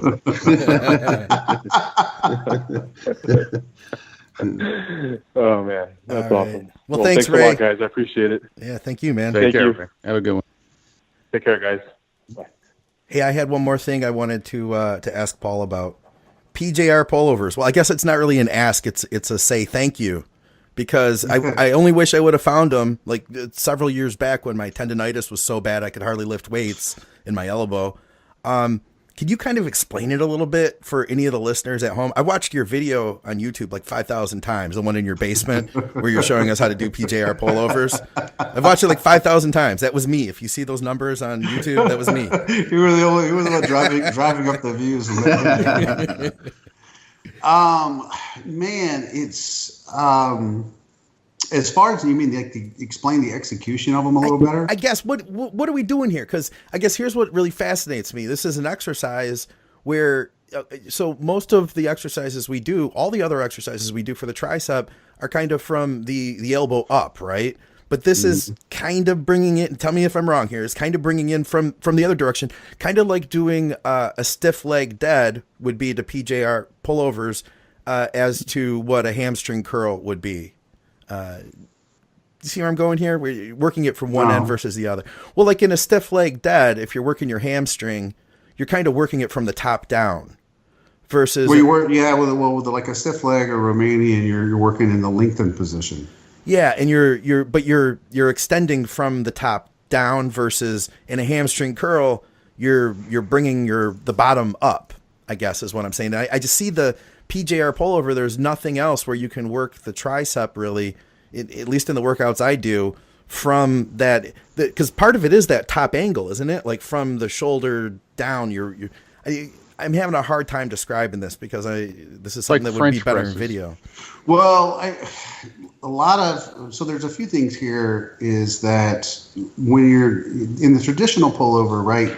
So when you pull over, you're kind of what I call like a soft elbow throughout the entire range of the movement. Okay, so you're going to have elbow flexion. So there's a bend, in the elbows, and then you're going to go into shoulder flexion where the dumbbell kind of goes over behind your head. And so when you pull over, your elbows don't really go into extension. They more or less kind of stay in like a soft flexion position, right? So there's a bend and you pull over with the lats. Yeah. Right? So you're going back into shoulder extension. With the PJR pullover, there's not as much shoulder extension going on. And then as you drop down, you get that really incredible long, that stretch in the long head of the triceps, due to the elbow flexion that's going on. And not to mention that people are like, well, that's a lat movement. I'm like, well, the lats and the long head of the triceps kind of tie into that same place in the scapula. So it's okay because they're so close. Like, what was it? Kevin Levrone tore his triceps doing lat pull downs. So so a lot of people don't realize that they're in close proximity there at the joint.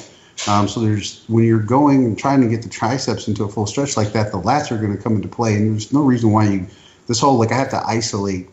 The body doesn't really work that way anyway. You can distribute tension greater to a specific area, both through actually just thinking about making that particular muscle work, but also by locking down the joints in a particular way in the movement itself. But that's a whole nother discussion. But in the PJR pullover, the concentration really is on getting into shoulder flexion and then elbow flexion so that the long head of the triceps gets really stretched out. And then from that bottom position, the execution is actually thinking more about going into elbow extension, where you're bringing the dumbbell kind of back overhead, but not over your face. So to basically just kind of through trial and error, what I found over and over again was every time I would do pullovers, my triceps would get super sore, and I kind of modified it a bit so that I was really directing the majority of that tension of the movement right into the triceps. And when I started posting about this, at first it was met with a little bit of resistance because that was back in the intense muscle boards. And I'm like, okay, I'm telling you, just try it, guys. And a couple of guys tried it, and they were like, he's right, dude. Like, I can't even – some guys were even brave enough to do it with rest pause. And, Skip, I don't know if you ever did the PJR pullovers with rest pause. But if you did 15 to 20 reps on that first set and then went ahead and did rest pause, you would not be able to move your arms for the next few days after. Yeah, I bet. You'd be so freaking sore. But that's the thing for guys who are having trouble getting a particular muscle group to grow. I always tell them, it's like, find a movement where you can get that particular muscle in an incredibly lengthened position and then really work it from that particular angle. So the more lengthened a muscle gets within a particular movement, the more activation is going to be happening. I mean, you guys all know that, right? Like, you wouldn't get your hamstring super sore. Like, properly executed Romanian deadlifts will do it because you get your hams really lengthened in that bottom part of a Romanian deadlift. The incline dumbbell curls do it for me too. I don't know about you guys, but if you do some incline dumbbell curls and you really go balls out, you don't need a lot of sets on those to get super sore. So it's like the remember the old seated lat pullover Nautilus machines? You don't see them around much anymore. that one would destroy your lats. That won't destroy your triceps, because we had one at a gym I used to train at. I'm like, this thing's not even good for lats. It's just a tricep exercise. I'd use it for that. That's if you know. Okay, so here's how you could actually get rid of that: is if you use the like a supinated grip, it would change that. But if you, as soon as you went to the pronation, if you were using the Nautilus puller, I found the same thing. But as soon as you turned it over and you went to a supinated grip, you would automatically pull better with your elbows in that particular position. Your triceps wouldn't kick in as much. But as soon as you turn over into pronation and do that, you're going to find that you pull really hard with the triceps, which is what you see with a PJ or a pullover. Mm-hmm. Well, I think it's important, too. You made this point earlier, and I think to most of us it seems very basic or rudimentary, but the tricep, the long head of the tricep attaches to the scapula, and I think really too many people do not know that. And I think that that's a big deal, because once you open up, especially in a pullover, you open, I say it's like an open angle for the upper arm and the torso. That's where you can really dig into the long head of the triceps. And it's a massive, huge, it's the belly of the triceps. And a lot of people are doing things. I'm not saying close grips are a bad idea or dips or anything like that. But a lot of that type of medial and outer head of the triceps, that type of work you're getting with heavy presses when you're pressing for chest and shoulders anyway. So it's a bit redundant. And I think that once that's totally true. Yeah. And in fact, what we've seen through activation, anytime we've looked at EMG, used EMG to look at activation for stuff like the triceps, believe it or not, you'd be surprised that, like, for example, even close grip, heavy close grip bench presses, it's pretty far down because the tension is distributed throughout so much musculature on, say, something like a close grip bench press, where it's not more, quote unquote, isolated off between like a particular joint where it would be in the PGR pullover, where you're just really working from the shoulder and elbow joint. But when you're working from a close grip bench press, that tension gets distributed out throughout the pectorals. It gets distributed out, believe it or not, throughout the areas of the upper back that have to function in a stabilizing role. It gets distributed out throughout the anterior delts, the pecs, the triceps, all that kind of stuff. So the triceps only end up really doing the majority of the work in something like a close grip bench press in the top third of the movement, which is why when my mentor, Charles Poliquin, was still alive, he said his favorite way to do close grip bench press is always with bands, so that there was peak tension as the press continued out throughout the range of motion. And if you've ever done close grip bench press with bands, you will be able to testify to the fact that they work the triceps way harder than doing them with just no bands or no accommodating resistance at all. Right. No kidding. Hey, Paul, did you happen to come up with the acronym MPA based off of Skip? What is it? Wait, what? MPA. That's the DEA. They're at Scott's door. Scott, get under the desk. All right. Hold on. I'm in my bunker. MPA. So Mike Papa Alpha. No, I don't. NPA? Yeah, I was reading some stuff on you, because I didn't know. I wasn't that versed. And you had an article on MPA, male pancake ass. Oh, MPA, male pancake ass. Why does Skip not have? Does he not have a butt? Well, not really. When he sends me pictures, it looks kind of flat. So, that's fucked up. He's complained about it. That's fucked up. I'm going to send Paul a picture just to prove I have an ass right now. Can you send me a new one, Skip? Without that hat on, that little wool hat you have on your head. To adequately measure like glute development, you have to be able to take a picture without arching your back, though. Then forget it. Because what about duck lips? You're okay with duck lips, right? I'm really not a fan of duck lips either. Just not. I feel like that's so 2005 at this point, right? Like duck lips. Like podcast is going downhill from here, folks. I'm just like, like duck lips are out. You wear you buy the hats that are just way too big for your head, Skip. I am a stocking hat guy. Yes, I'm getting a lot of attention down here. See, in Colorado is no big deal, but down here, it looks a little out of place. I don't know what do you have? You're going to have to figure out something different to wear down there, being in Florida now, because it's just there's no place for that anymore. I just bought 10. I'm not kidding. I just bought 10 different stocking hats. So nope, I'm staying with it. Matter of fact, I'm gonna tag you when I post it. I'm tagging all three of you, so all three of you can kiss my ass. The flat one, the pancake. Yeah.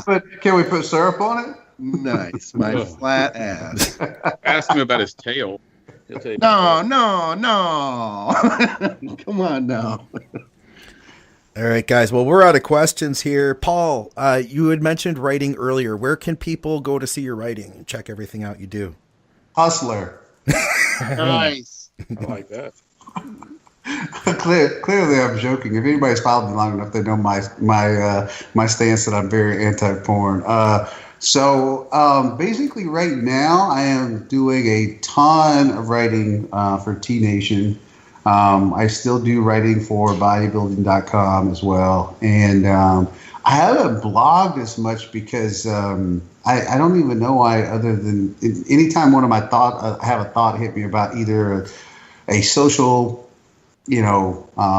ideology that we're sifting through or whatever, I just tend to end up posting about it on Facebook. In fact, my post the other day, the whole Gillette ad sent me off, and there's not a whole lot of things that send me off nowadays. So I'm like, who cares, whatever. I don't even post on other people's page very often. In fact, I probably post on Skip's page probably more than most people's. I think my status the other day on toxic masculinity, it went semi-viral. I think it had like 250 something shares. So I tend to just post there. But if at this point, if you type in Paul Carter on Google, you'll find me. I think I'm one of the first one that comes up. So I'm the Paul Carter now, I suppose. That's awesome. Skip, what do you got going on today? Gonna hit some legs with the Germinator, and my wife and whoever else wants to train legs at 8:00. Titan Gym. Be there. What are we gonna train in Columbus? Probably like intercostals. Ass and tibialis. Exactly. Well, I just mean, like, should I prepare myself for something really hard? Like, is this going to be like we're going to do shoulders, or are we going to do legs or back or something? I'll tell you what we should do, because I'm old. We should do like fucking arms, because if I go there to train legs, I know that whatever I do, I'm probably going to go balls out. Right. And I can imagine myself fucking myself up out of town and having to take get through the rest of the weekend, then have to take a flight back home with a fucked up back or something. I tell you what, it's like for serious guys, I'm not kidding. Like, I started doing more direct glute work over the last year or so, and I have far less pain in my hips, and like I never had a lot of knee pain or whatever, but just I started living on a lot of walking lunges the last few years. Yeah. And like I have no idea, like what's his name actually posts about this a lot, Dave Pucianella. Like, talks about the fact that he always lived on lunges, like lunges, and he had great leg and glute development. I'm telling you, man, if you're not doing a lot of lunges at least once a week, because I split legs up, one day is a predominantly quad dominant day, and the other day is a predominantly glute and hamstring day. Like, and on the glute and hamstring day, like literally some one leg glute thrust. You will be. I tell you what, go in one day to the gym this week and do one-legged glute thrust, just your body weight, and hold the top portion for 3 seconds. You're going to find out how weak you really are. It's nuts. And then just do some Romanian dumbbell deadlifts and some walking lunges, and your glutes will be smoked for days. You're going to find out like that. Most of us as men, like, we don't do enough glute work. I agree. Yeah, I'm making that a focus right now too, myself. Well, here's the reason why my perception is because females have begun to, they dominate that area in social media, like doing glute work or whatever. Yeah. But dudes need glute work for a lot of reasons. Like, I'm telling you, you get a lot of guys that have like, oh, my hips hurt, I have tight hip flexors, my knees hurt, whatever. A lot of that starts in having weak and inactive glutes in your movement. So you think about this, your glutes are pretty much your biggest muscles in your body, can be your strongest muscles in your body, and you don't really spend any time training them directly. So if they're not more actively engaged in your compound movements, then that means that everything else is having to do really more work than it wants to do. And now a lot of that tension, that the glutes could kind of be hogging up and, working in conjunction with the other muscle groups in your compound movements. Where is that tension being distributed? Oftentimes it's going to be into the joint. It goes into my lower back a lot of times. There you go. And so exactly. So guys that have lower back pain, a lot of times have really weak or underdeveloped glutes. or they're just simply not using them as the giant stabilizers they are. My training partner, Scott, you know him, my chiro guy, Jake. Oh, yeah, he used Dr. to poke Jake. me in my glutes when I was doing bent over rows.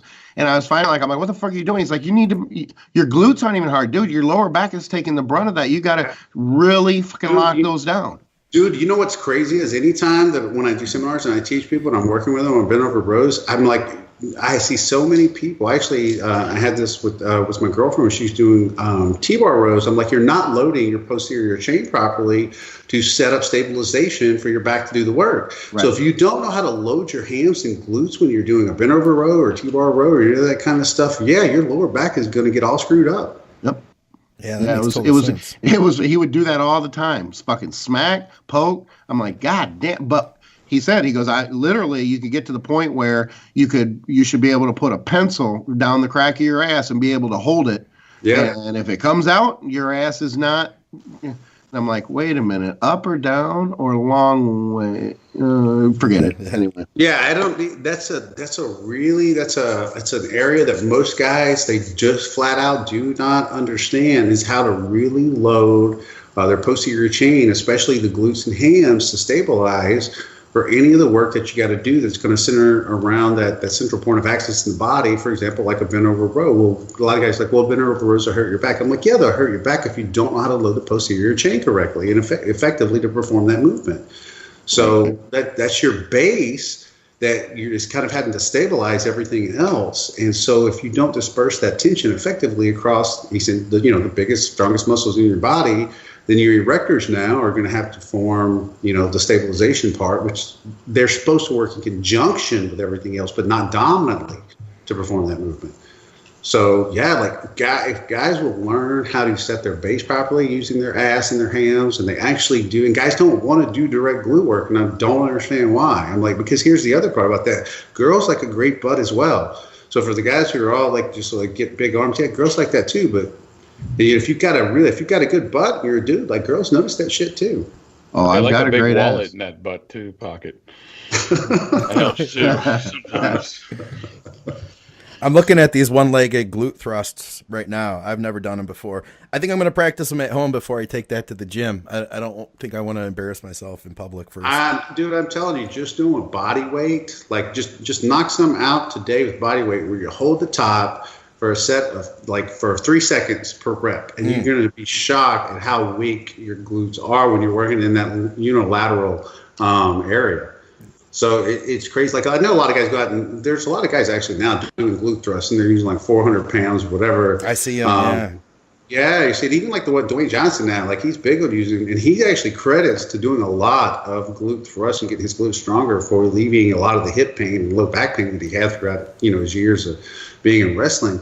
But if you're a dude, there's a way you can do your glute work at home if you're too afraid to go into the gym and be made fun of. So, and if you do the one-legged glute thrust, just body weight only, they work really, really well at not only developing that mind-muscle connection, but bringing the glutes up pretty fast, because you're going to be really weak on them at first, really weak. Yeah. They're very humbling. Yeah, I think that mind-muscle connection, it's probably the case for any of us with any body parts we have that are weak. It's like I can tell in that muscle, it just doesn't want to fire as dominantly as, say, the muscles that are around it. So I feel like it's almost like a physical therapy that I'm trying to start with to get those contractions to happen. I feel like that'd be perfect for it. Well, there was another study I looked at where they looked at EMG in accordance with muscle activation. Even when the movement was performed without any mechanical changes, when the person actually thought about making a specific muscle work, they actually saw the activation in that muscle go up tremendously just by focusing. They didn't have to change how they were performing the movement. Literally, just thinking about making the muscle work caused it to work more. No kidding. So yeah, that's another thing. I'm going out to St. Louis to actually speak at House of Pain Gym this weekend. That's going to be one of the topics I cover. Nice. Is how important mind and muscle connection is in terms of developing or bringing up a lagging body part or pretty much anything, and in conjunction with the breakover point and loading. And that's where you end up, and you guys have probably done this. You ever done a set and you were really dialed in and whatever body part you were trying to work with, even if it was a compound movement, really got smoked from that set and you felt strong. So you added a bunch of weight and then you didn't feel that same kind of tap into the muscle for it to contract as hard or stretch as hard. That's what I call crossing the breakover point and loading, to where you lose that and then you have a more predominantly or a stronger muscle group have to take over to move the loading. And so it's actually a little bit counterproductive. So these are all factors that come into what I consider a more efficient training model. Right on. Well, we got to get out of here. I know Skip has to eat. Skip, you're due for your meal. I'm afraid you're going to look better than me at the Arnold. And you've got me dieting. I'm actually eating the way I should now. Thank you. Nice. What do we have, a month? Yeah, something like that. Is this like are you being competitive though? That's what I'm wondering. That's what Skip's doing. That's okay. There it is right there. The Arnold's coming up. So it's like, man, I gotta move my trin intake up to 1 gram a week and get some GH going. I would be like, I'd stay fat if I didn't have to go to the Arnold. I just would be fucking fat and white. And Paul, Skip and his tan. I've seen him posting pictures on the beach. I'm so jealous of his, like, how does he, where does that tan come from? Like, even when he's in Colorado in the middle of dead winter, I wonder. Like, bronze. Are you French using Polynesian? 65% French Polynesian. No. I remember a post that you made one time about how you found an old timey tanning bed, and like you're talking. I laughed so hard because you're like, you found one of those old timey tanning beds, and you're like, these new tanning beds don't get you burnt like those. They don't. They don't either. And I remember your wife posted, and she posted something like skin cancer, yummy, or something like that. It's so hard. But I just remember thinking, like, that Skip is so obsessed about his tan that he's like, oh yeah, an old timey, very skin cancerous tanning bed. I need this in my life. Oh my God. I've seen him posting pictures like every day on the beach now. So I've been at the beach. Yeah, I'm going to the beach now. And you're getting a tan. You're getting jacked. So I can't wait to see you in it. I guess it is a month now, isn't it? Yeah, it's going to be fun. I'm looking forward to it. Paul, are you heading out to the Arnold this year? I don't have plans to make it out this year, but a lot of times I'll get like 2 weeks out, and somebody will end up hitting me up and be like, are you going to be there? There'll be somebody I haven't seen in a while, and I want to catch up. That it's kind of one of the great things. The expos are good and bad, and one good thing is when you know enough people, like it's one of the couple of times a year, either at the Arnold or at the Olympia, when you get a chance to actually just catch up with your friends that you only get to see a few times a year. Absolutely. But I always end up exhausted. I don't know. Believe it or not, I'm kind of an introvert, and so when I can be an extrovert, but it drains me. That's how I am. Yeah, it's like I can only take, even when I teach, every 45 minutes I have to take a 15-minute break to kind of get my center again. But when I go to those places, the stimulus is so much that by the end of the day, dude, I feel like I've ran a marathon. Like I can only take so much of it, and there's so much. And I don't want to be super cliche, like we said, the old guy earlier. There's so much fakeness and so much ego at those things that it's just so it's so off-putting to me that I just don't enjoy being around. I enjoy seeing my friends and spending time with them and grabbing dinner with them and actually just conversing and that kind of stuff. But anytime I'm in that environment, there's so much, I don't know. It's just so much fakeness and inauthenticity that I just can't stand those environments anymore. Well, fair enough. We got to get out of here, though. Scott, you got your day off today, right? Yep. Well, any big plans? I think I'm gonna do some glute work after this. I think I am too. I'm going to do glutes today. I'm gonna challenge myself here in about a minute to do a minute of it, and we'll see. No, I got nothing going on. It's Monday, kind of my day of rest. Yeah. Right on, man. Well, we'll let you get on with that. And guys, definitely check out Paul Carter. We've got a bunch of links for him and everything else in the show notes. And for Blood, Sweat, and Gear with Skip Hill, S2H, and special guest Paul Carter, I'm Scott McNally. We will see you soon. Out.